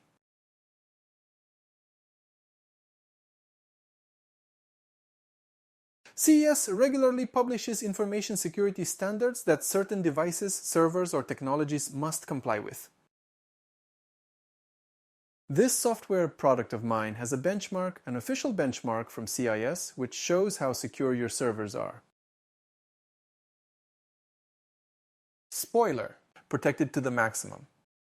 That is, you can create any chains you want of any length, since the scripts are universal and fit together. You can create remote desktops that are protected by CIS standards. Plus, of course, all intermediate resources such as VPN, Hysteria, Tor, everything is fully protected by CIS standards as well. Plus, traffic generators are used, traffic generators that will show your activity even in those moments when this activity is not there. Plus, an advanced traffic fragmentation system is used, which makes it impossible to conduct any timings and lots of interesting bullshit. But among other things, there is also a mode called Panic Button, which will destroy your entire bunch at any time by pressing a hotkey. Plus, the information storage system is encrypted, and the features are those that I don't even want to announce now at my webinar, because there are a few more surprises that are not described in this course.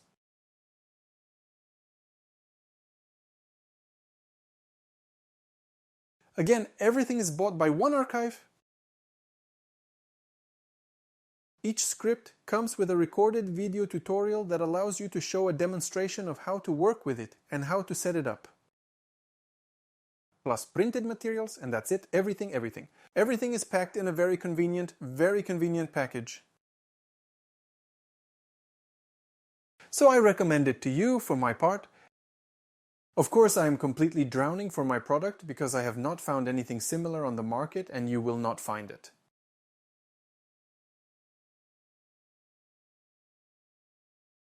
The price is minimal for us, for users, for the listeners of this webinar. So, for those who are worried about their anonymity, I highly recommend checking out this product. Well, we move on to our next part, but far from the last. Part number 4. Cryptocurrencies. I've heard many times from users that, oh listen, Vector, that currency, it's anonymous, that one's also anonymous, nobody will find us there. We can buy or sell drugs on Hydra with complete peace of mind. Okay, let's figure it out. I made a small review of the most market-promoted cryptocurrencies that can be used on the market at the moment.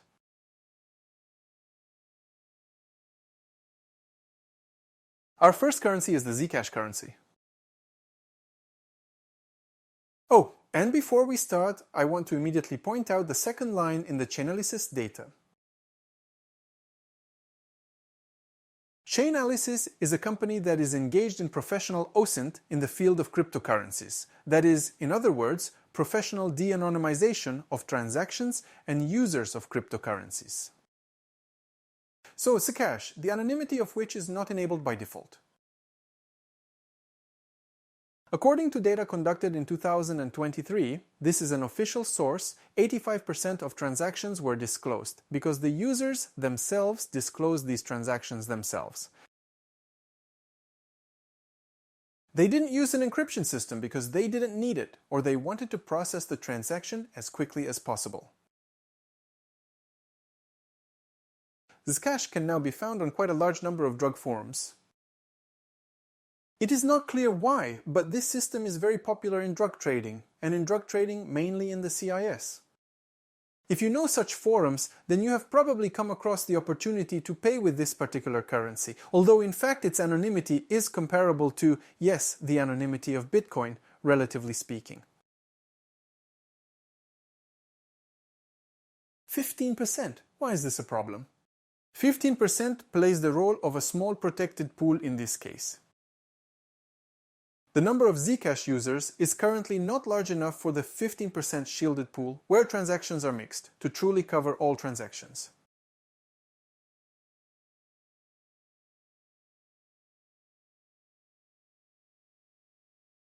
So basically, it looks like you have such a small lottery keg.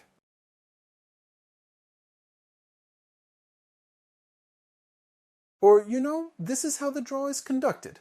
They take a hat, they throw papers into this hat, but you, for example, have 3 people throw papers into this hat. And that's actually how the Zcash system works at the moment. If anyone is interested, you can refer to Chainalysis data on this currency and see that this currency has nothing to do with anonymity, despite how well its developers talk about it.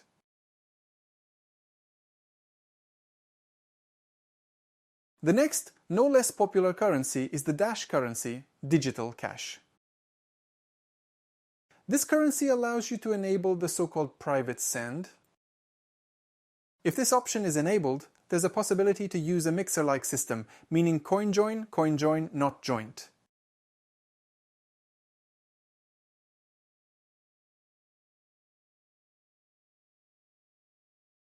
So it has to mix up your transactions, develop these transactions, and mix them with each other.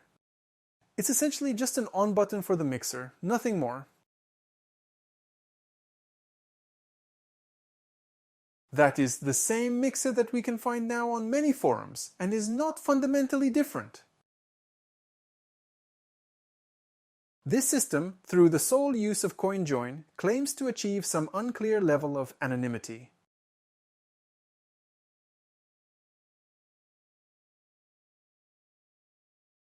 But back in the distant 2020th year, when we did not even think that there were any neural networks or automatic analysis systems, let me remind you that I got acquainted with the GPT chat for the first time. It was the end of April, the beginning of May 2021, and then my eyes were just rolling out from what I had found and how far ahead I was of the whole planet. Well, a year before that, Chain-VPN, thanks to manual means, figuratively speaking, de-anonymized this network and proved that this network has nothing to do with anonymity.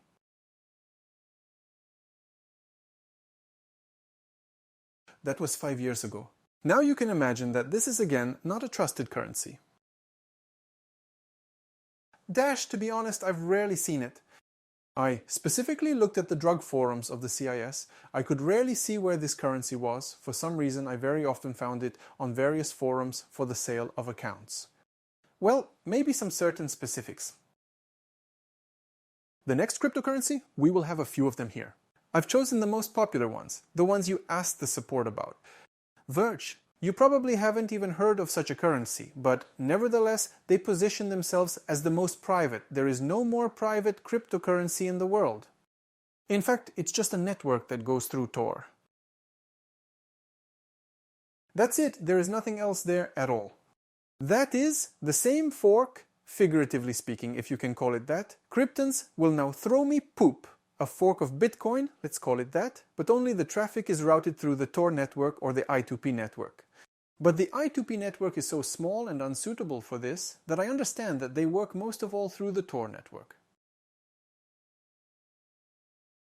There is nothing more to say. Simply deceiving users and nothing more. The next two currencies are Beam and Grin. These cryptocurrencies use a special protocol that I will not read now because I will not pronounce this word. More like some African name. This seems to be a complex idea, a new protocol that really does not occur in others. And it's also a bit similar to Monero, which we'll look at a little bit further. But nevertheless, this currency also has its big problems. Because a year before Dash, in 2019, researcher Ivan Bogat was able to de-anonymize 96% of the network's transactions by simply deploying a few nodes on Amazon AWS.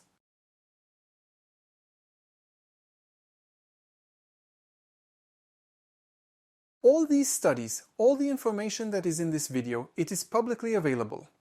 You can refer to it on the internet and familiarize yourself with the details. The bottom line is that one person for $60 de-anonymized the network that seems to be completely anonymous. Well, you know what this leads to if we are talking about the general trend in cryptocurrencies? So I've just picked the most popular and most talked about cryptocurrencies that are saying, I'm private, but in fact lone researchers can de-anonymize network data. And what can we say about those currencies that at least do not reach, which, more precisely, do not even try to be anonymous? Therefore, if we talk about the fact that cryptocurrency is anonymous, well, it's too far-fetched. But there is still one player who is very important in the market, and you have probably already guessed who we are talking about. Monero, of course. Monero truly deserves immense attention, and from my side, I tried to find any flaw in Monero.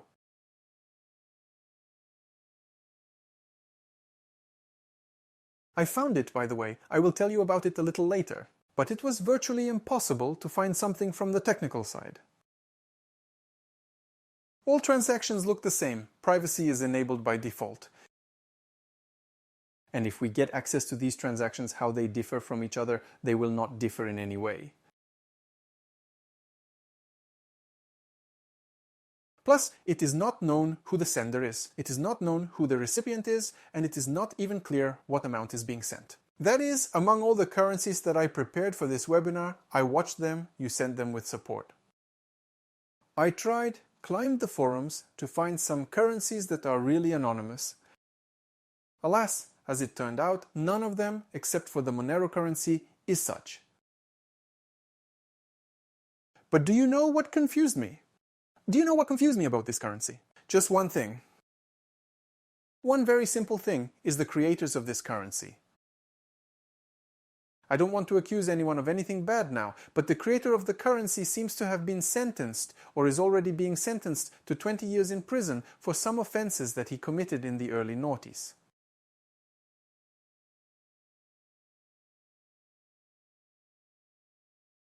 Well, you have to admit that this is basically, well, maybe quite a far-fetched excuse, because if we draw an analogy with the same VPN, right? That is, this network is now being held. It was founded by 7 people, and only 2 of them are definitely publicly known. The rest allegedly remain in the shadows. But nevertheless, one of the founders, the largest person, is in trouble with law enforcement. And plus, this person belongs to Latin nationality, which means that he has a hell of a lot of relatives, which means that there is someone to put pressure on. So, of course, Monero is now a great means of payment that has incredibly taken privacy to a whole new level compared to other currencies. But nevertheless, still trust but verify. You know, and of course, what is hidden in the corridors, it is inaccessible to us and may never be so accessible.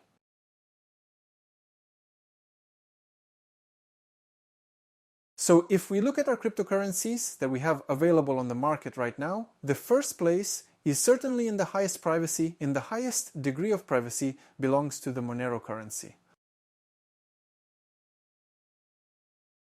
But there is, of course, one more point. As Steve Jobs said, there's a thing called Palantir, which I mentioned today. But there is Palantir Gotham, and there is Palantir Foundry for crypto. What you see now is a special private screenshot that you won't find anywhere. Where I got it, I won't admit. Let's assume that I drew it in my sick fantasy. So what is it, and why will this crap affect each of you? I'm not joking now. It will affect each of you.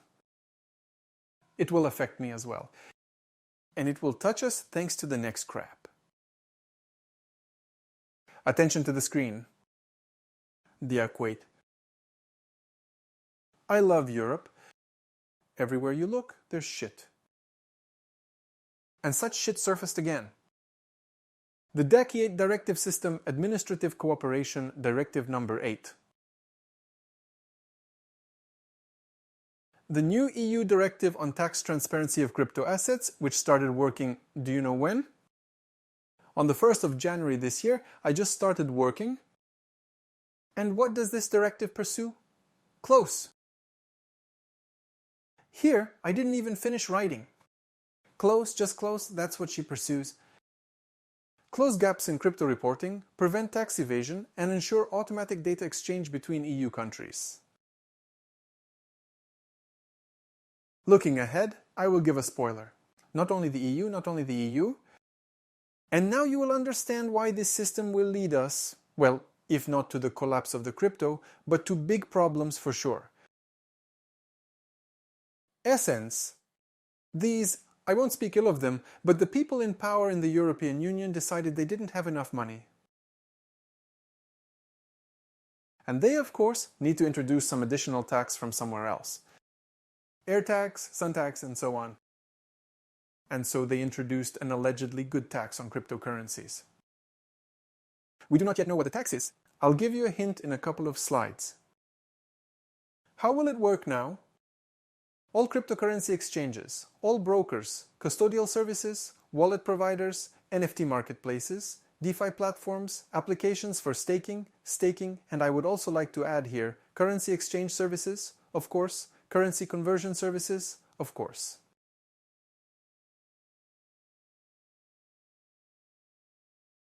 Thus, absolutely all individuals holding crypto assets, be it NFTs or cryptocurrencies, fall under the DAC-8 system.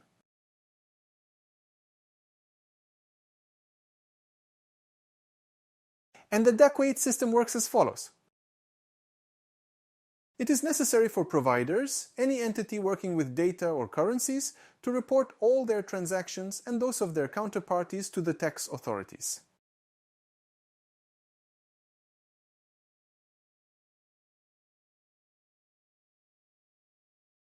Pay attention to the lower right corner. The first pan-European exchange was in the autumn of 2027. That is, for 2026, all information about your transactions, about everything you did, is recorded, and then in 2017 there will be so-called chain letters, in which you will be obliged to pay taxes on all your transactions.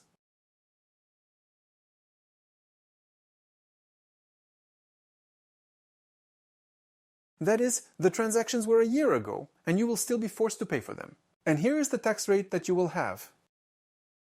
Take a look here.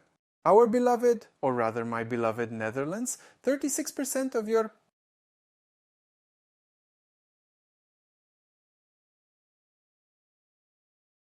They want to steal income. That's all right. That is, more than a third of you want to steal. Germany, from 0 to 45% depending on your income. That is, if you are a rich person, all 45% will be taken away from you. But you can't be poor, because cryptocurrency is now fully equivalent to the euro at the current exchange rate at the time of the transaction. Accordingly, if you have savings in cryptocurrency, figuratively speaking 10,000 euros, by default you cannot be poor. So fuck you, not 0%. If you are a resident of the European Union or have thought about moving to the European Union, please pay attention to this table. It will allow you to understand how much they want to bite off from you, which piece of the pie will simply be taken away from you. And now let's move on. That's not all. Then the fuck is even bigger. Reporting. The client's name, account details, all transfers and wallets to which the withdrawals were made are indicated. That means the maximum information a currency exchange point or any crypto exchange operating in a particular EU country can extract. Furthermore, if you make a purchase of 100 or even a transfer of more than 50,000 euros, this transaction will be flagged as potentially dangerous and blocked until additional clarification is provided by the tax authorities.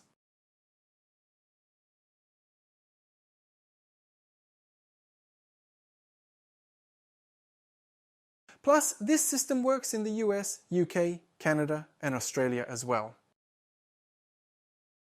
And pay attention to who is connected with this system. The bottom right corner is, of course, the Palantir system, which will analyze all transactions that go through exchanges, banks, and all other counterparties, thanks to providing access to the API. Super, right? The Palantir system will automatically generate tax reports for any enterprise dealing with crypto assets.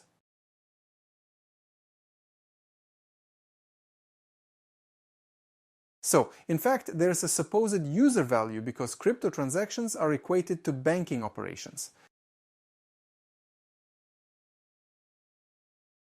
This is good on the one hand, but on the other, what we loved crypto for is, in fact, going to hell. After all, we will be monitored in the same way as banks are now being monitored in the same way. But that's not all. The biggest kick-ass is waiting for us ahead. You've probably thought, you can probably take some wallet, for example Electrum, and store the currency there. Correct? That's nice. So why the hell do you need this exchange? You keep the currency there, sent it to somebody. Fuck you! Let me explain why. Because now transactions also have certification. That is, we were tortured, and anti-money launch inspections, all this crap, but now we don't. Now, if a transaction is carried out and is not recorded in a system that is connected to DAC8 according to the norms, then this transaction is automatically frozen. That's it. If this transaction is not in the system, it is not certified, then it will be frozen until the user goes through the full Know Your Customer, and presents the source of where he actually made this transaction, who owns his wallet, and who is the source of income of this wallet.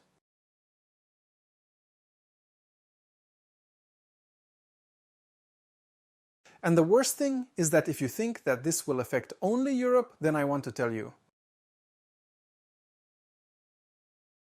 no. There is such an abbreviation, I am writing it now in the chat. I wanted to prepare a few more slides on it, but unfortunately, I just didn't have time. You need 10 slides there. CARF system. What's it? I'll tell you now. Switzerland, Singapore, the United Arab Emirates, Vietnam, Thailand supported the CARF system.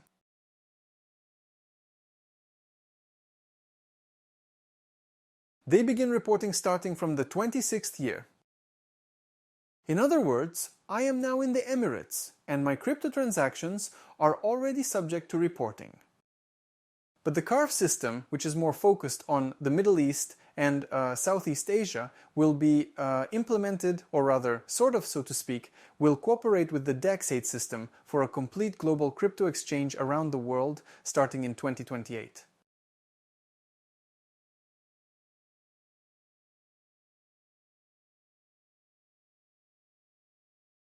Therefore, even being in countries such as the United Arab Emirates, which I love, and in this case without quotes, unfortunately, cryptocurrency ceases to be that great anonymous means of payment.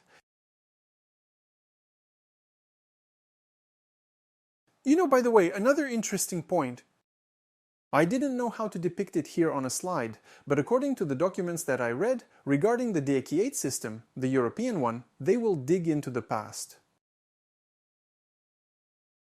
Well, since all transactions are open, then, well, the Europeans want to dig into the past to the moment when this currency was somehow recognized as a security or something like that. I apologize, I don't really understand this, I'll tell you right away. Well, I mean, they want to put it in now, before the 27th year, get a full account for 2026 and 20 and the beginning of 27, and then they want to go all the way down to 2021 or 2020 for all your transactions that you've made in past. Can you just imagine this idiocy and this complete fucking thing that awaits us? I'm certainly not a crypto trader, I'm not a crypto analyst, I'll tell you right away. I can't tell you in which currency to invest when I have no desire for this. But personally, I will have no desire to use a crypto asset for transactions. I'd rather use some shitcoins that are not recognized as a means of payment and, figuratively speaking, candy wrappers or plantain leaves than this kind of crap. I can't even imagine what will happen first to Bitcoin users and to the Bitcoin exchange rate because, well, my personal opinion, what would I do? I would start withdrawing all the Bitcoin in cash or in gold, I don't know, but I definitely wouldn't store it in cryptocurrency.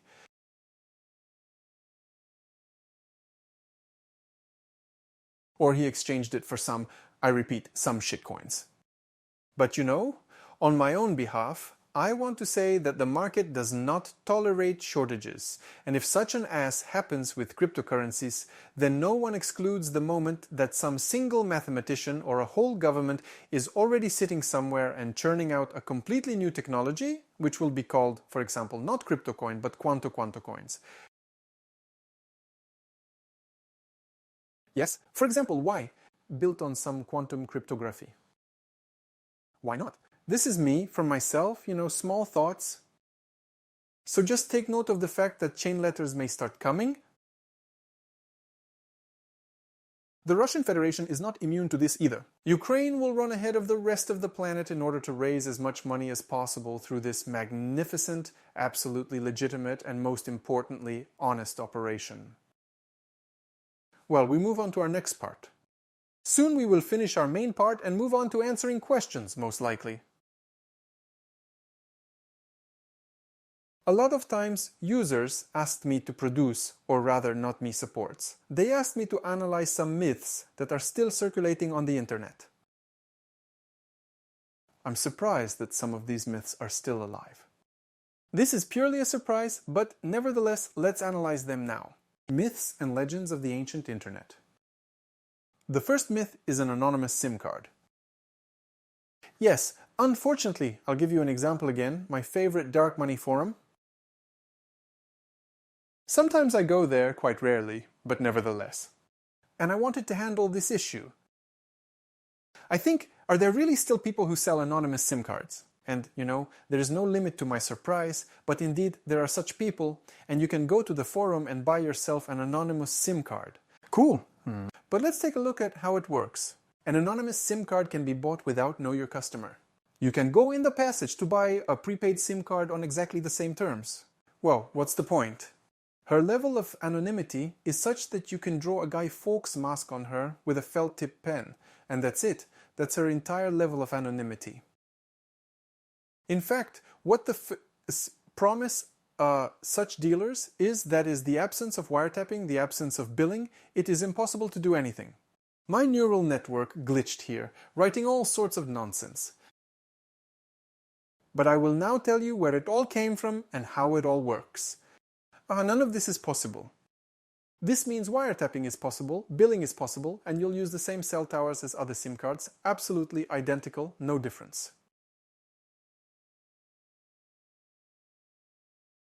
This divorce is very bearded. It began back in 2000, probably 100, when our mobile operators allowed the creation of so-called content providers. That is, any legal entity could come to the office of a mobile operator and say, I want to provide cellular network tariffs, distribution, to be your distributor, and provide services with such and such tariffs that I set myself, for example. He is told, okay, pay a certain amount.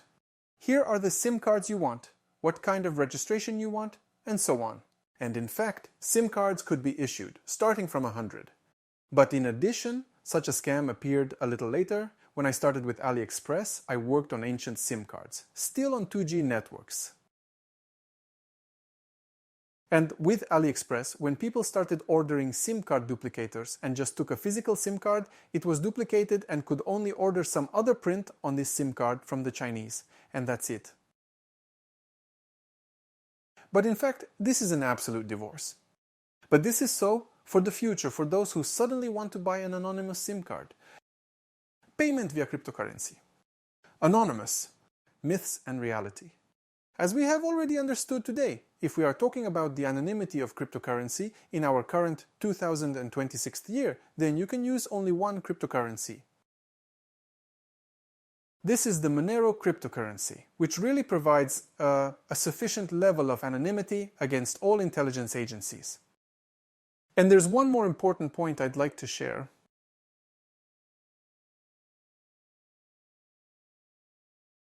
These are Bitcoin mixers.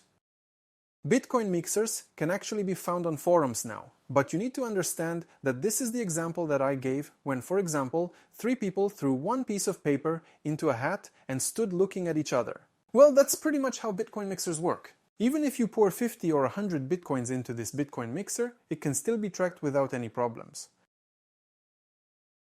And think for yourself, who's going to pour a few $1 million, tens of millions of dollars in order to make a couple $100 from your mixing? Well, you must admit that this is nonsense. So we have already dealt with cryptocurrencies for today. Let's move on. Anonymous Jabber server. Jabber servers are still alive, and I, in turn, also once provided services for setting up Jabber servers, but since the advent of Telegram, the demand for this service has actually fallen. But nevertheless, the server data is still alive. And if you use true PGP encryption, there is a way to keep your correspondence private. But unfortunately, there is no smell of anonymity here, because in fact, it is still one node. The same thing that we have considered today in the context of VPNs, only on an even smaller scale. It is possible to move the Jabber server outside the internet, supposedly to the Tor network. Indeed, there are such servers, but they are also subject to fairly simple methods of de-anonymization. So, unfortunately, if you need to keep your correspondence private, using PGP makes it possible. But if there is a need to keep a secret, then, unfortunately, you no longer have such an opportunity. The technology is outdated. I said that there would be a lot of bad things today. So a no-log VPN? We also discussed the topic today, that the most you can achieve is a change of IP address. IP, sadly, your logs will be maintained both by your ISP and the service itself. You will not be able to achieve this, to achieve the disabling of logs on your own. Shadow VPN providers will be able to listen to your traffic in the same way that people are deceived using bulletproof hosting and bulletproof remote desktops when people are robbed of their own money because they provide them with supposedly protection services.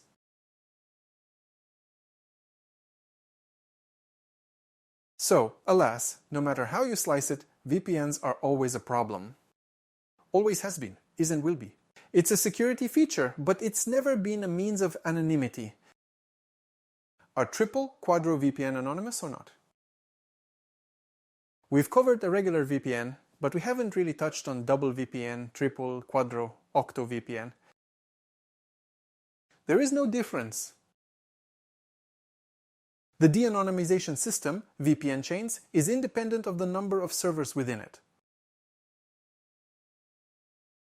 It's just going to take a little longer, but so how long can it take for one VPN? An hour or two for a double, 2 or 4 hours. And even then it is not a fact that there is an arithmetic progression here. So, if I were you, I would have no false illusions. In fact, when I first saw that there is a triple VPN, well, double VPN is still clear, there are no questions at all. When we need to break the chain of entry and exit, no questions at all. Double VPN is a legitimate, good technology, but triple VPN, quadra, and so on are pure marketing ploys and nothing more. So don't fall for this crap.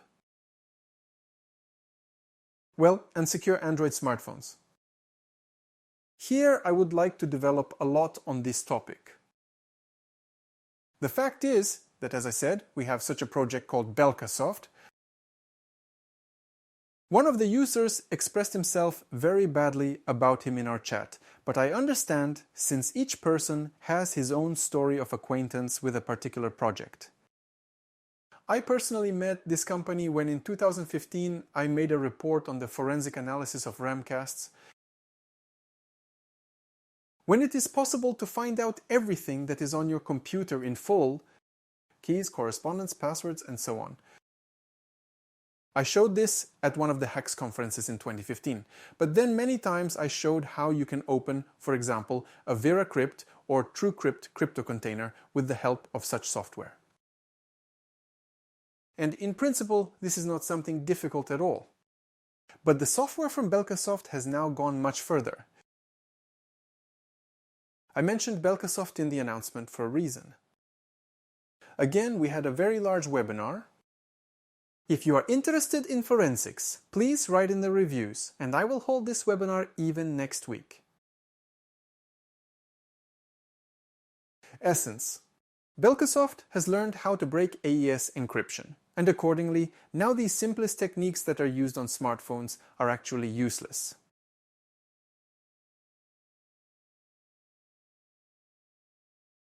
That is, well, I took, installed, or bought a phone from some Vasya from the forum, and there is no point in this at all, since it breaks in just a few hours. In addition, I would also like to say that I also provided services for the creation of such phones, but for some reason, despite the great demand, I stopped it.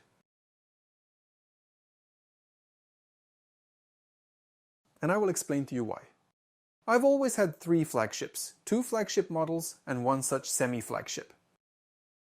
The first flagship model of the OnePlus 3T, the second flagship model of the OnePlus 5T, and the third flagship model that has not received any development at all is the OnePlus 7T. Without the Pro, that's a must.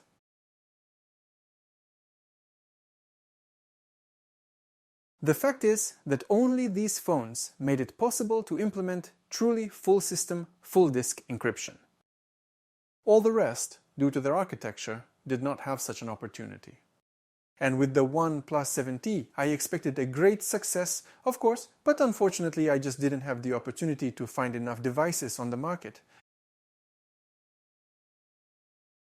Therefore, in fact, maybe a dozen or three phones were released, and after that, at the moment, I periodically check certain devices. But unfortunately, none of the modern devices, except for the Google Pixel, I can attribute to something safe. But I repeat, if we analyze the same Google Pixel, I see no other project in it than Copperhead, which is an excellent project in terms of data encryption.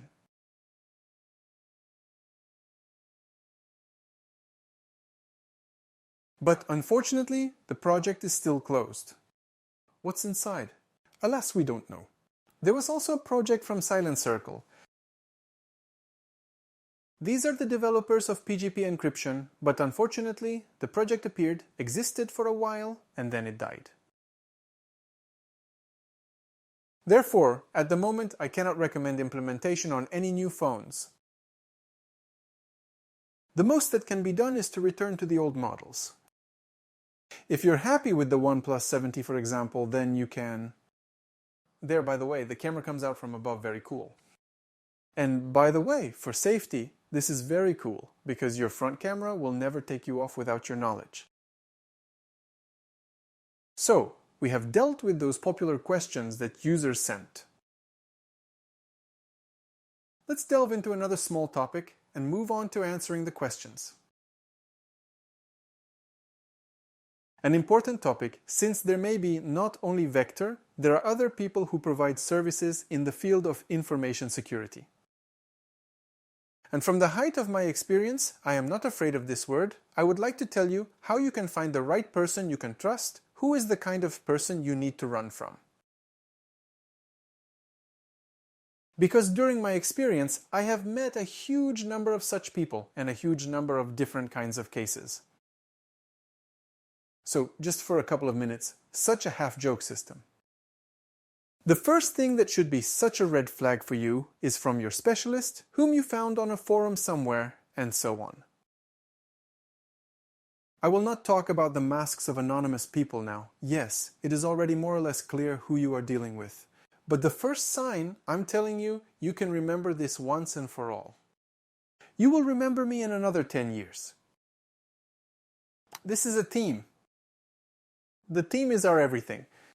That is, as soon as a person begins to communicate with you with the words we or, for example, our teams, you can run away from this person. So, at most, he has his hand and his imaginary friends. This is his whole team, he has no one else. People say, our team, when they want to give themselves importance and seriousness. Our company, our team, we are engaged in such projects, and so on. In fact, all this, well, let's just say, does not look very good. Therefore, you can remember this for yourself. Often people send me correspondence, well, not now I can't get to my personal account. Before that, I won't lie. Before that, maybe 2 years ago, they sent me correspondence. They said, Vector, listen, do you know this specialist? He is there on such and such a forum. Oh my god, well, that's how I want to make this facepalm for myself with all hands at once. I want to hit myself on the head like this. So remember, first, if a person starts communicating with you with our team, our company, then it is better to distance yourself from this. The second point, if you ask such a person about some, shall we say, technical aspect of implementing a particular idea or project, then someone who knows nothing will start throwing various terms at you.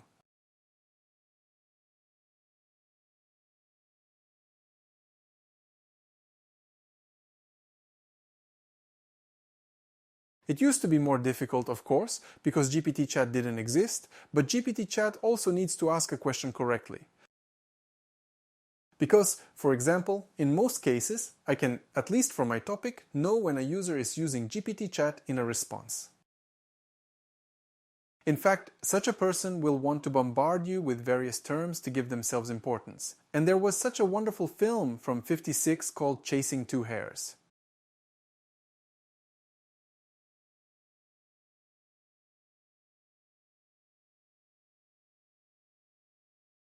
And there was such a character as Svirid Petrovich Golokvastov. So, when Svirid Petrovich Golokvastov talked to Mr. Serko said, well, this is about the same effect that our experimental Schooltron wants to achieve, which will bombard you with various kinds of terms, giving it self-importance.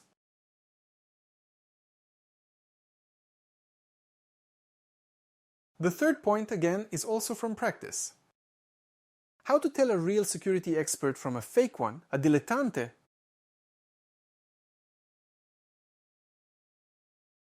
Look, information security is based on certain standards. Imagine, figuratively speaking, Apple. In this Apple company, a man came and said, I read there on the forum, I'll fucking set up security for you now, right? No! Never in life will such a person be allowed to do anything. Well, they won't let him wash the toilet, and then they won't let him. There are always standards for everyone. For server management, for ensuring the security of data transmission, for ensuring the integrity of data, for ensuring the authenticity of data. Always there are standards. There is always a piece of paper for any poop. But a person who only knows how to do this or that because he watched a guide on YouTube or downloaded a script from GitHub will never know how security is ensured according to this or that standard. Furthermore, there are standards applicable across different networks. The same operation in various secure and unsecured networks might have absolutely opposite standards.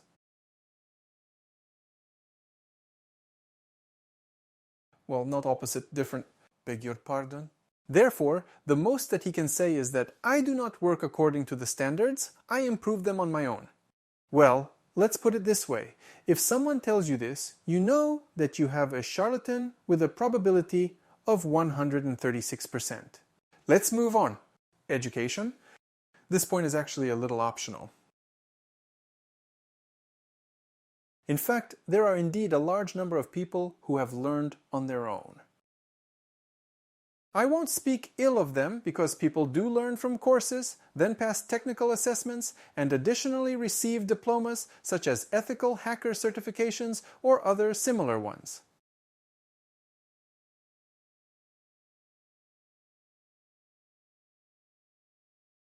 But this is rather an exception to the rule. So, if you want to know who you're dealing with, it's better to ask about their education because people are always proud of where they studied, what scientific papers they wrote, or what academic degrees they earned.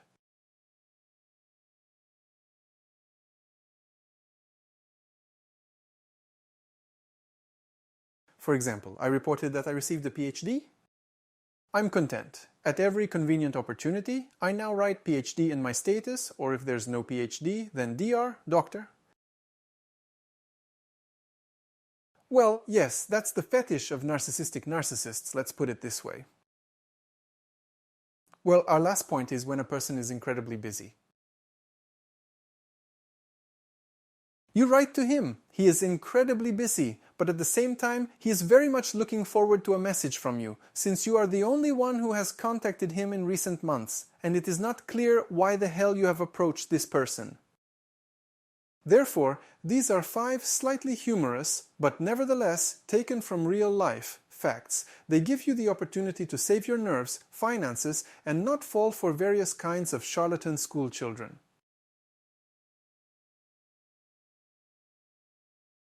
For those seeking the ultimate summary, I recommend my author's course. You'll gain the ability to create any anonymity configurations you desire, all while adhering to CIS standards.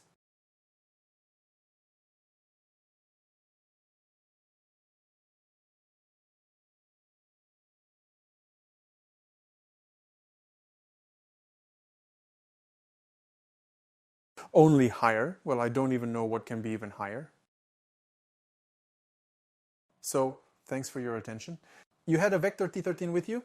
And now we move on to the final part of our webinar.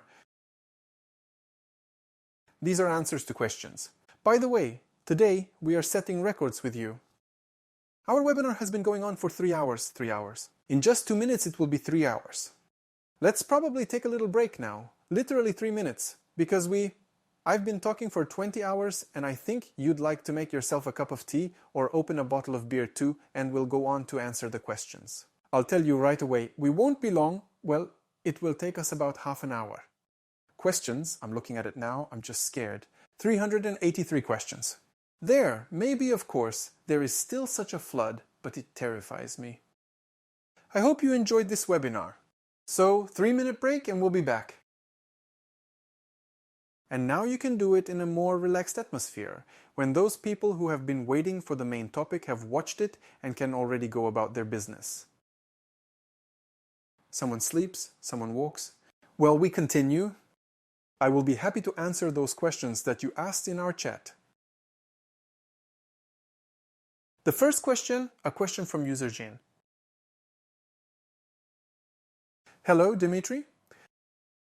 In your latest video tutorial on setting up anti-OS, you can see that font randomization is enabled and the audio randomization option is disabled. But in my version, they switched places. Should I enable audio randomization? And could you give some settings for working with multiple Amazon accounts? For some reason, accounts have had a very high percentage of blocking lately. Jean, regarding these settings, I will explain what a small incident has been. The fact is that I have anti-detect in the current version. I planned it for the maximum, let's say, use of CPU resources. So I maximize the processor, graphics card, RAM, and so on. And I built in something like us, well, a huge number of conditional operators. If yes, if no, else if, and so on. If you know what I mean? And unfortunately, due to the fact that the number of people working on different machines is huge, it was not possible to unify it somehow. Therefore, even at the moment, there are certain difficulties with anti-detect. Some users have a problem, for example, a black screen. Other users, for some reason, do not have a Pro. For some reason, there is no connection to the network. And in particular, in some cases, anti-detect itself does this. When it analyzes the user's processor, for example, it concludes that we can run instructions here and that, and the user's processor, for example, refuses to run them. And, well, I'm exaggerating, of course, the said nonsense, well, something like this, let's say, without going deeper. So, what are the ways out of this situation? Tomorrow, I'll sit down to Antique and process all the bug reports and try to post the versions that have been corrected by tomorrow evening.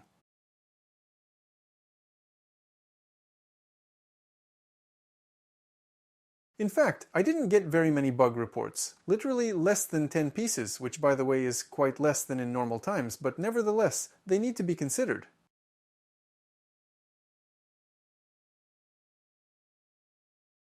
And in particular, this error that you have, that audio randomization is disabled randomization, or rather, audio randomization is enabled, and you have font randomization disabled, it will go away in the same way.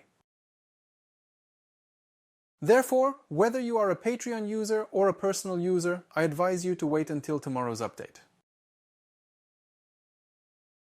For the past 2 days, I have been very busy preparing for this webinar. You can see for yourself that the number of slides is large, and I have done only half of what I wanted to do. But I think it would be quite difficult for users to endure 6 hours with me, so by tomorrow, I will try to make the necessary update. Right in the morning, this is on my agenda. Next is the next question. Question from Phase or Face. Hello Dimitri. Hello Fatsa. In the chats, they wrote that you live in the Burj Khalifa inside. It's true? Purely out of right today idle interest. Dear Faza, living in the Burj Khalifa outside is not good, so I live inside. It's true. Next question. Question from a Mississippi user. Victor, I wish you 100% implementation of all your goals for 2026. Your webinars are simply top. Keep up the good work and believe that this year will be the best of the best. Thank you very much, Mississippi, for such a wish. I will make every effort to ensure that the webinars remain, or rather do not remain, but grow in quality. There are more of them. And to implement all plans is, of course, and my priority for 2026. So thank you very much. Question from a Mississippi user. For example, I use a VPN bundle, Tor VPN, according to your manual, and go online using a virtual machine. If I visit sites like Google, Amazon, ChatGPT, Microsoft and the like, that is, those surveillance flagships, how much does my anonymity decrease? After all, these surveillance flagships probably have behavior correlation technologies or some other AI-based crap. Detect the new generation or what? Well, look, if we're talking about a VPN, Tor VPN combo, then Palantir can't help you with anything, or rather, can't threaten you with anything. Let me explain why. And don't think that these networks exploit any kind of top-secret vulnerabilities. They are an opportunity, let's say, to process statistical data correctly, and what would take an ordinary person several months to do, they do in a few seconds.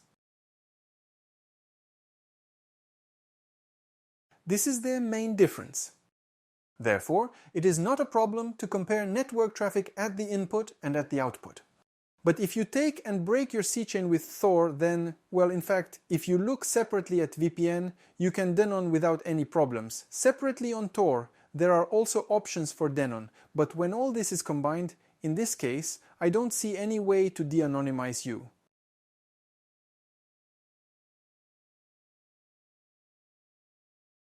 So, if I were you, I wouldn't bother. Well, it's even better to replace the incoming VPN with Hysteria so that it doesn't burn like a VPN. Next question. Also a question from a Mississippi user. Vector, based on the fact that we take cybercrime as a standard for assessing an anonymous information system, since criminals are really searched for, the question arises, how do smartphones correspond to modern realities? The same Graphene OS raises strong doubts, but even having root, the smartphone continues to leak base station data. As John McAfee said, it's the greatest surveillance tool ever. What do you think? Mississippi, I answered this question in today's webinar, so I will not repeat it.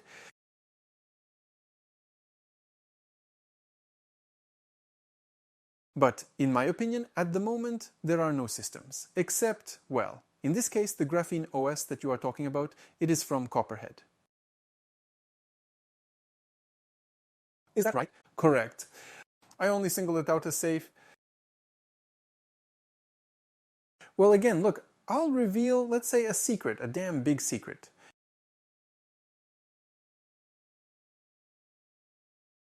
Android systems are open source. You can make your own operating system, you can take the example of the same lineage, cut out the everything you don't like, sew in all the changes to the identifiers that you only want, so that they change in your enviram itself, and there will be no problems. This is probably the best tool there is. And in addition, in this case, with this approach, it is possible to adapt it to the necessary device as much as possible. The best option probably that exists. Let's move on. Question from a Mississippi user. So, we approve. A very interesting question. Based on the story you told about a man from Kharkiv who was caught on Amazon refounds, it became clear that you can't combine online and offline. But what is also interesting is that the computer on which Windows telemetry has been visited cannot be used for an anonymous, even on Cubase, for an anonymous system, since Microsoft has collected all the unique metrics of the system and web resources using JavaScript can recognize them. Or is this not working yet? Microsoft, thanks to its excellent telemetry service, can collect what? Today we got acquainted with this, the ID of your crypto processor, which is not subject to any change. Therefore, yes, you will not be anonymous with such a system, but again, you should be searched. But if they want to search, they will find it, of course. As a person who is a little close to various kinds of communities, I have repeatedly listened to various kinds of detentions from international bodies right in my native Kharkiv.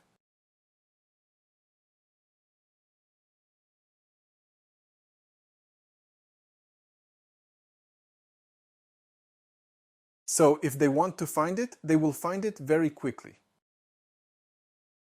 Well, I advise you to look at the information about our crypto processor again. Next question from a Mississippi user. Victor, I remember at one of the webinars you said that you had a goal to launch the production of laptops. As I understand it, like System 76 but better? I wanted to start manufacturing laptops here in Dubai, but that would work with an anti-detector. That is, a built-in anti-detector that would allow you to use 100% of the computer's resources. Why do you need your own laptops for this? Because some shamanism is needed in their EFI, as well as in the allocation of resources for the correct forwarding of PCI devices inside the operating system itself. But, unfortunately, this still only remains in thoughts and not even in the first articles, let's put it this way. There was an idea. How many such ideas were there? A wagon and a small cart. Next question from a Mississippi user. Why do you need a Tor exit relay in your VPN, Tor VPN bundle?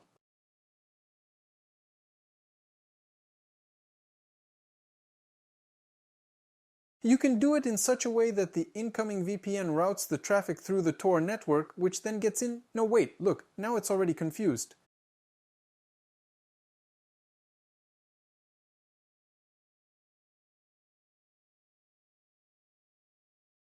When we create a combination of VPN, Tor, VPN, we have a serial connection. So, we have a chain, VPN, Tor, and Tor, VPN. Our VPNs aren't linked, but that can be achieved only by specifying routing to the second VPN in Tor's exit node configuration file.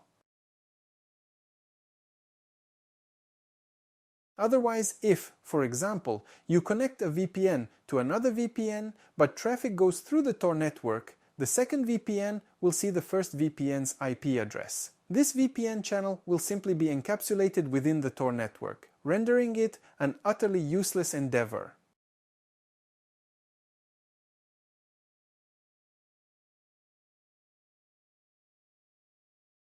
Next is a question from a Mississippi user. The Mississippi is on a roll today. Victor, what are the basic By the way, ask about it, pay attention to the man. A person asked all the questions within 2 minutes after the start of the webinar and received answers to them.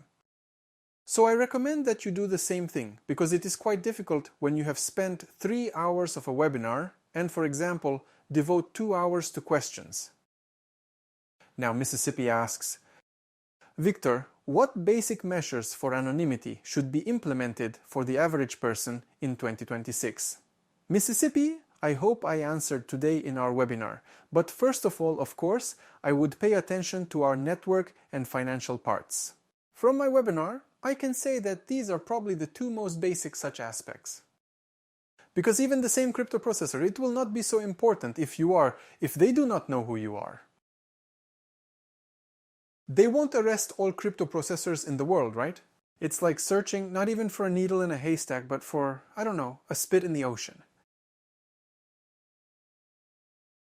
Well, something like this. Next question. User question. What is the ideal bundle of work on the internet so that the special services cannot find it? Cat Wi-Fi adapter, VeraCrypt plus Linux. You confuse warm with soft a little. What does the cut Wi-Fi adapter have to do with it? So that you are not found by special services, plus VeraCrypt and Linux. No, if you install VeraCrypt and Linux, you'll be broken as a person, not as a technology.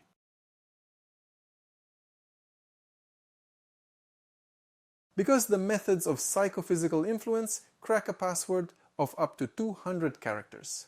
Did you know this? Here I tell you. As for the cutout Wi-Fi adapter, this is certainly an important measure, but in addition to the cutout Wi-Fi adapter, I also recommend cutting out Bluetooth. Well, more precisely, not to cut out, not to damage the equipment, but simply to turn it off. In most laptops, if we are talking about laptops, as I understand it, there is an opportunity to turn them off without problems. In fact, using a competent bundle to connect to a VPN network solves a huge number of issues. But of course, it is necessary to understand that each, let's call it so, offense leaves an economic trace. So, I also recommend that you turn to the part that is not subject to such serious anonymity as the network, namely the financial part. What you work with, what resources? Next question. A question from a user. A question from a user, Dimajan. This is me.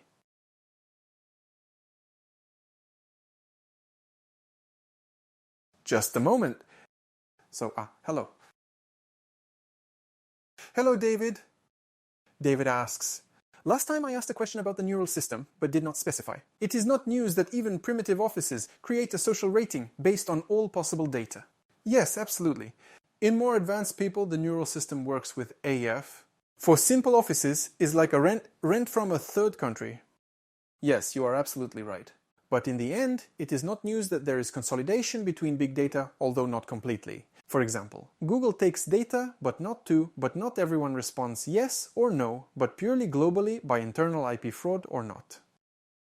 Yes, of course, you are absolutely right. Their reCAPTCHA works exactly the way you said. But among other things, there is also the so-called data transfer project between Google, Facebook, Microsoft, Apple, and several other smaller companies. And as a result, such creatures as Akamai and others from the CDN department, logs from simple ISP providers, site logs, in short, altogether. Where are we going? We're going to the ass. Huge globalization and full automation with the help of neural networks of data analysis creates an incredible problem. But we know that for every action there is a reaction, so there will always be some solution to this issue.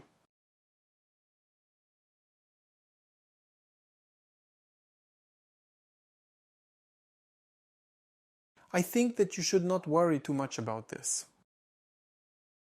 I can't fully describe my visions to you because, well, they'd be incomprehensible.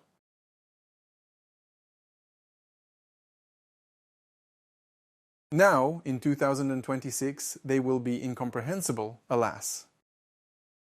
So I can't answer, I'll keep them for myself. Or what if I'm going to reveal the next Bitcoin, huh?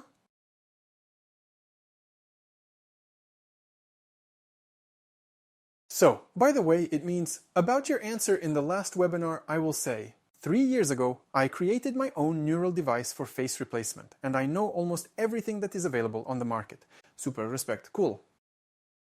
Well, of course, I would like the product to be recognized. So I wish you good luck in the implementation of your plans. The next question, question A, from the user again, Dimajan. So then I'm skipping, because it's a duplicate of the question. Next question, a question from a Mississippi user. How much anonymity does Tor provide, given the many nodes controlled by special services? Tor offers a quite good level of anonymity. I'd say so, probably, because it's the only network in the world that I2P doesn't even count as any, let's say, serious player. Here, Tor gives a sufficient level of anonymity, but if you use it correctly through your node, then it will be the very top that you need. Then you will not need to worry about the fact that there are nodes run by special services. Next is the next question, a question from the user Kuroshka. Vector greetings. What can you say about such anti-detect solutions as DNSs and One Nations? Does it make sense to take your training for the sake of access to the body, that is, the opportunity to ask you adequate questions personally and at the same time get answers?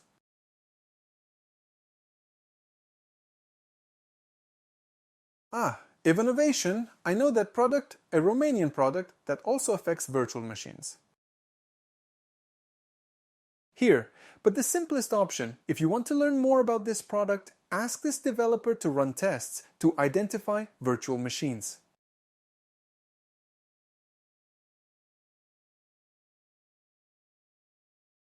Everything will become clear. In general, I heard that I can't say anything bad about this developer. I only heard that he is very evil.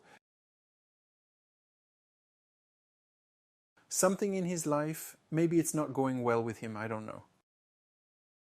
And in fact, access to the body if we take training. First, I have some training courses that I curate, but honestly, I'll be, shall we say, frank. And around the new year, there was a huge number of different kinds of tasks. And unfortunately, I didn't even really appear in the chat. But what will I try to fix this week, on Thursday, when we will already conduct courses? But there is nothing special there. Yes, I appear in this chat, I try to appear and will appear. Here, but it's up to you to decide. Just to talk to me, if you're passing through Dubai, you can call me for a beer. So much for access to the body. Next question, a question from user Gringo. Hello Dimitri, hello Gringo. I purchased a Patreon subscription. I would like to use the car on my grandfather. When the profile is launched, the OS begins to boot, reaches a maximum of 30%, after which the network connection is lost. I know that this is how it should be, but after connecting with the grandfather in a few minutes, he is in a completely rebooted state and all programs are turned off. What could be the problem in your opinion? I absolutely know what the problem is. The fact is that your grandfather does not have a video card. And this is the biggest problem. If you want this problem to go away, you will disable the 3D acceleration in the virtual machine settings on the display tab. But this is not good. If you bought a grandfather with a video card, then still download your grandfather using the Radmin software. Since when you log in using the RDP protocol, the Microsoft GDI compatibility engine is used, and it will not use a video card even if you have 100 of them on the server. But if you don't have a video card, then I don't recommend using such a grandfather because, well, it's not good. At the moment, you won't have graphics acceleration, which means you'll always have the same graphics card. The price includes delivery and installation of Windows. Swift Shader. If a year or two ago it could be used quite legitimately, at the current moment, when Google Chrome has expanded the range of compatible video cards, the specific weight of this software engine for graphics acceleration has dropped from over 30% to just 2%.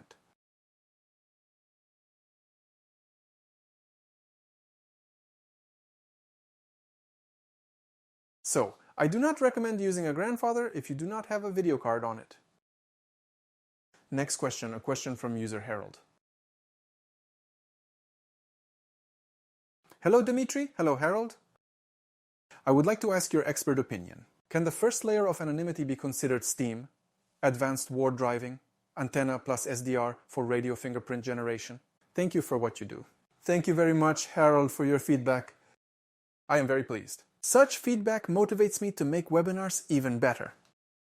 Regarding your layer of anonymity, no, this is absolutely not a good option.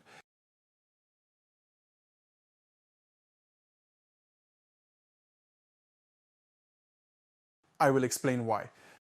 Apparently, as far as I understood from your message, you want to intercept Wi-Fi networks that are far away from you and hack them. If I understand correctly, per your message, you need to know what receiving and transmitting entail.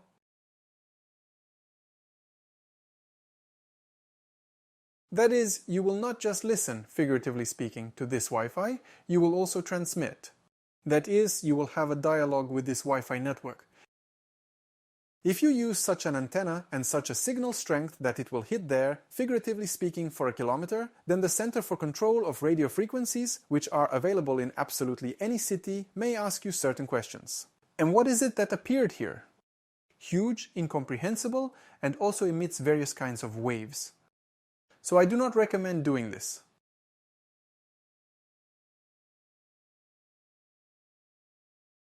Next question. Sound. So, a question from user Yuri. Vector, hello. Greetings, Yuri. Tell me, will personal computers learn to bypass anti-fraud measures, poker clients like PokerStars, PokerDom, GG Poker and so on, which are installed directly on the OS? Yuri, honestly, I haven't worked in this area for a very long time. I will explain why. The thing is, working with client software, even though I have a VM that protects against VM detection, is very thankless because you gather people who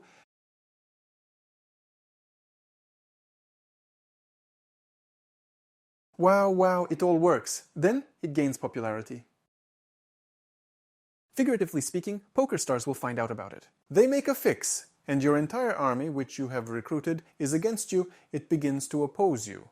And in fact, your task is to rack your brains for who knows how long to find a workaround against their defense.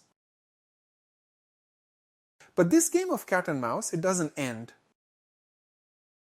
So I released specifically for exams, and you can check.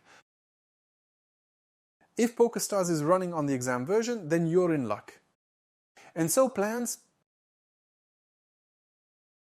I don't have to develop this direction. Next is the next one. User A. How to make a secure iPhone. Make a secure iPhone, well, if we are talking about security, then you can use it out of the box, relatively speaking. Here, but this is not anonymity, just in case. Next question. What is the question from the user now? A question from user nar. Hello Vector. Can web resources use a browser to find out TPM 2.0 or Pluto data and link accounts? I will explain why. Because Chrome's browser encryption standards include protection against cross-site scripting. What do you call it? Let's come up with a name. I'll let it be cross-site. No, you wouldn't call it scripting. From cross-site attacks, let's call it that. For each web resource, its own pair is generated and it is not repeated. Therefore, one web resource will not be able to find out information about another web resource. That is, no, it's out of the question. Can websites covertly learn about TPM 2.0 if they don't use passkey? Yes, they can with cookies, as long as TPM 2.0 encrypts cookies in the way I reported in today's webinar. This is another question from the user nar. Next is the next question. Next question from user Denchik. Greetings, Vector. Thank you for the webinar. In short, you sold me an antique? Please add Monero or at least Zcash payment options. This question was probably asked by user Denchik before we discussed it, but during the webinar about Zcash.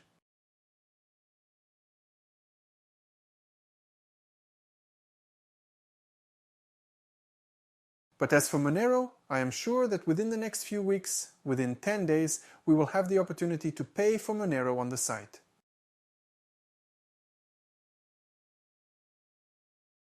Next is the next question. Question from the user. Very similar sounds. Thank you. A question from my sweet little darling. Your Android anti-detect developers were able to get meet strong integrity from the Google Play Integrity API without a certificate.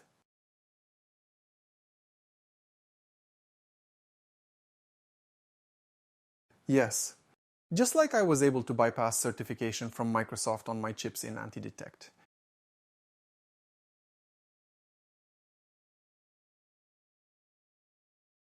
I will not tell you how.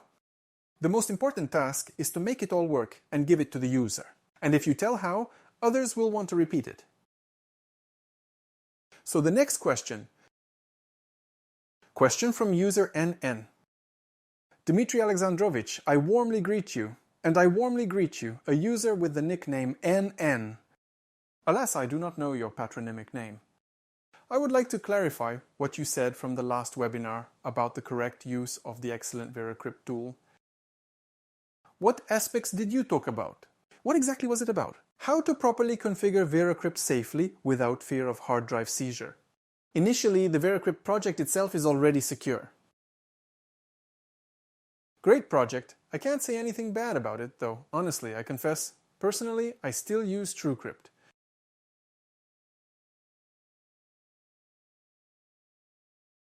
Well, I don't have a heart for VeraCrypt. I don't know, maybe because the French developed it. Who knows? So what is the right way? You need to understand the mechanics of how any crypto vault works. While the crypto vault is active, the keys are in your RAM. Plus, if you have such a stray called a swap file, they can get there, be unloaded from RAM.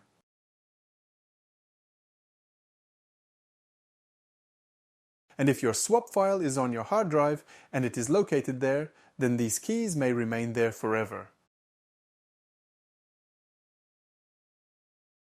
So it is necessary to avoid this.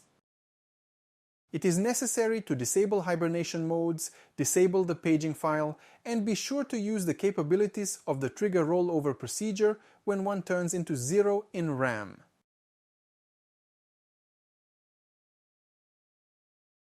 Well, or in another way, if you are using a desktop PC, then turn it off in such a way that it does not have the opportunity, the power supply does not have the opportunity to have a connection to the power supply. That is, not just turn off the computer with a button, but preferably so that your socket has a breaker, or as in my case.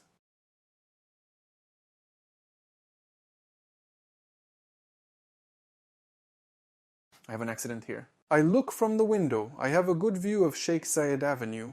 Accident! Some schizophrenic flew into the fence. Excuse me. Or like mine, for example. I have a smart plug that completely cuts off power to the power supply.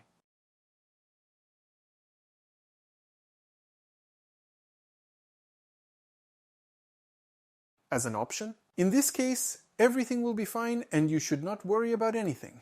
But of course, you need to understand that if you are knocked on the door with a grinder, then this door must be strong enough for you to have time to do all the operations.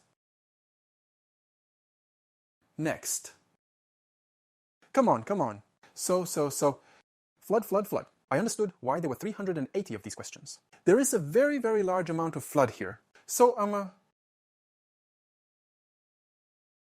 Question from user Alexa. How is it with Linux Fresh plus TPM 2.0 plus Chrome cookies?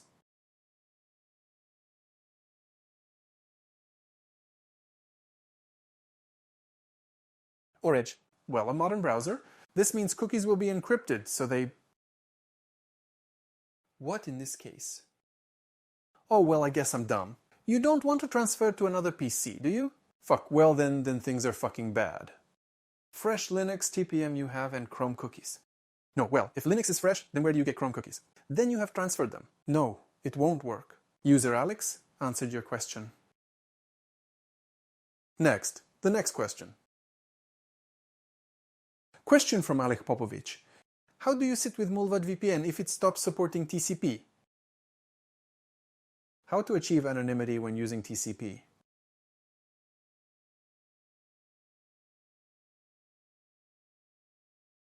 You have mutually exclusive questions. How do I sit with Mulvad VPN if it stops supporting TCP? You probably wanted to... Well, I didn't really understand your question. You probably asked about UDP. You need to disable UDP if you need anonymity, because on my YouTube channel you can, by the way, find one of the videos in which I show how I had the opportunity, and it still remains, to de-anonymize the VPN and get the real IP address of the user for the VPN in the event that the UDP protocol is used.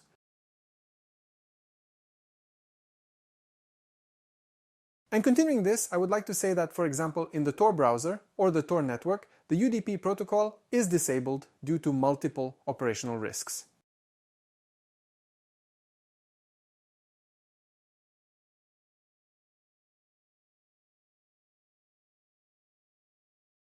So, we've been answering here for 40 minutes. Next question. Question from Zakar. It will be very interesting to hear about Palantir. If you leave feedback about the webinar in the chat, it will be motivating. When you conduct a chat and hold webinars, and there are few reviews, then accordingly to conduct webinars, not that there is no motivation, but just give priority to other issues.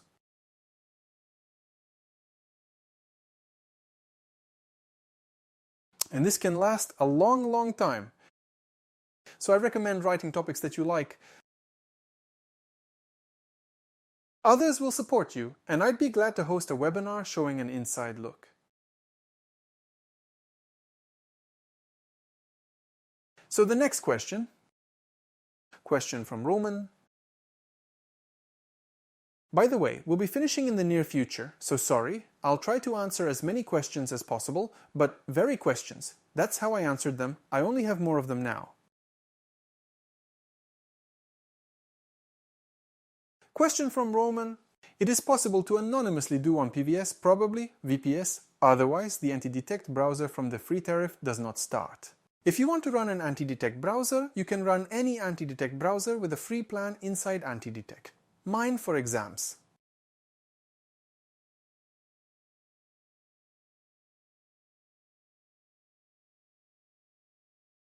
It will be cheaper for you than any VPS, and it will also work much faster.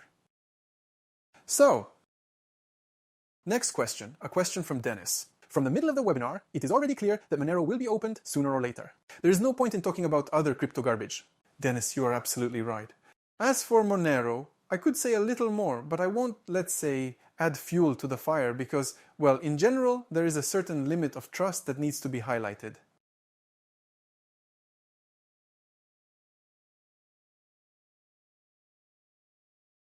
But this limit of trust should be based not only on factors that are laboratory, but also on practical factors. To understand how to put it to you.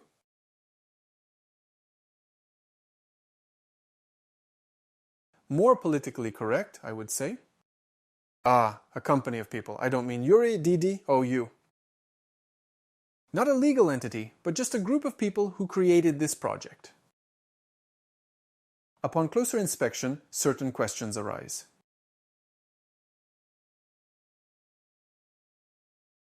You can do it yourself. I won't say it here. Well, you need to understand the specifics of their nation. So, the next question from user A is about Telegram Signal.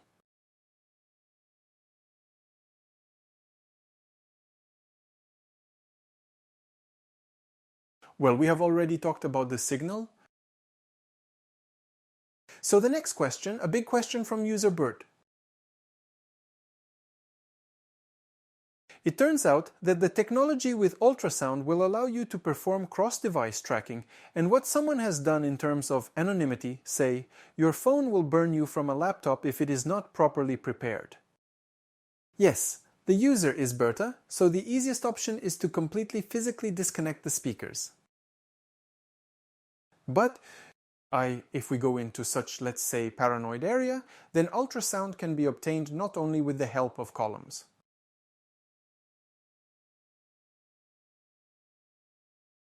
Depending on our device model, ultrasound, not at high volume, but at a rather fluctuating frequency, can be obtained from a hard drive, a monitor, a webcam, or from a power supply.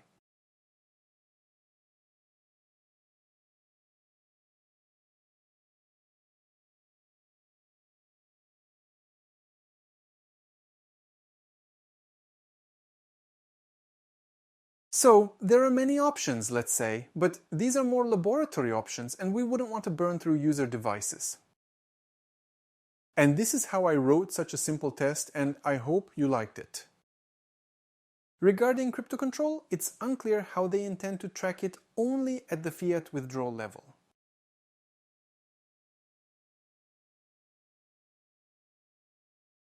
No, they want to do the following. I'm sorry, it's the end of the day. They want to do the following.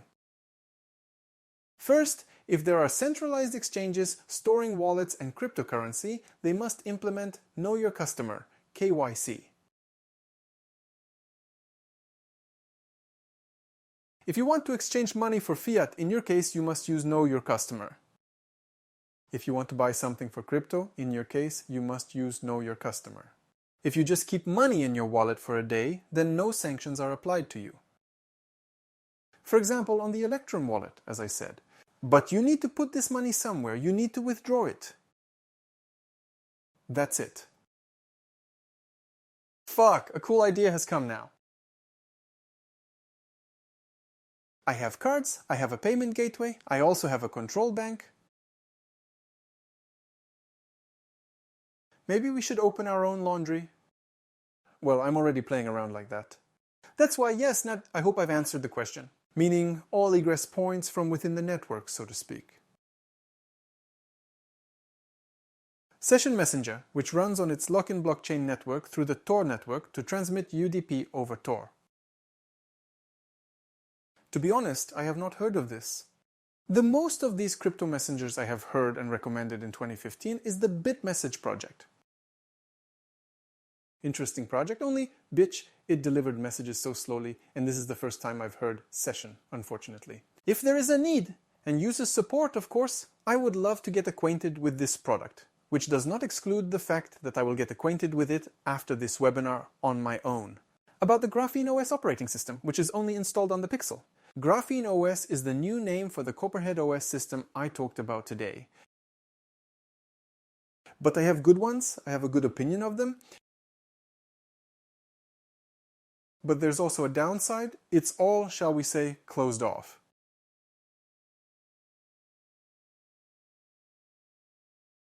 I don't really like it. Next, the last incident with the French Special Services when they, the developers, demanded to build a backdoor and they left the country and opened an office in a friendly country. Well, believe me, this does not indicate absolutely anything.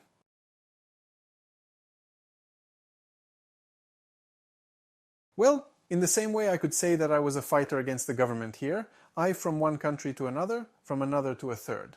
So I travel all over the world in order to bring the word of God, well, that is, the word of anonymity, to the masses.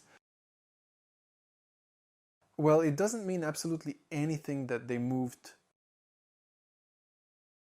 Yes, and from what length was the hack? It's very difficult, even closer to impossible. 128. What about the course on anonymity? Will scripts be supported and updated? Yes, absolutely.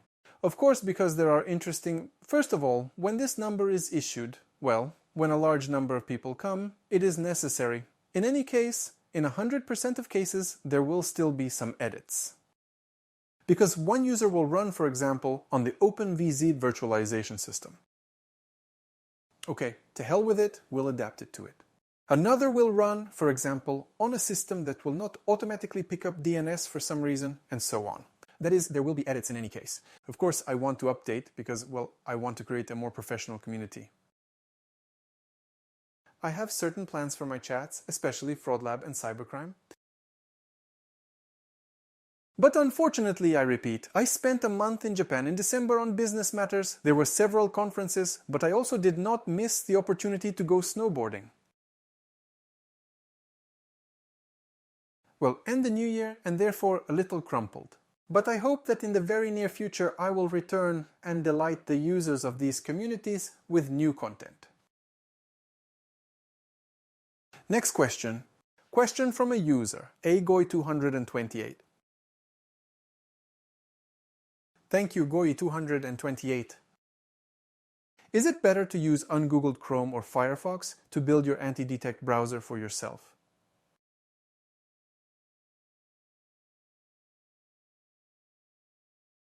But you need to understand one possibility. You can't do it. It's not that I want to demotivate you. The fact is that if you declare that you have Chrome, then you must also present it to the ecosystem.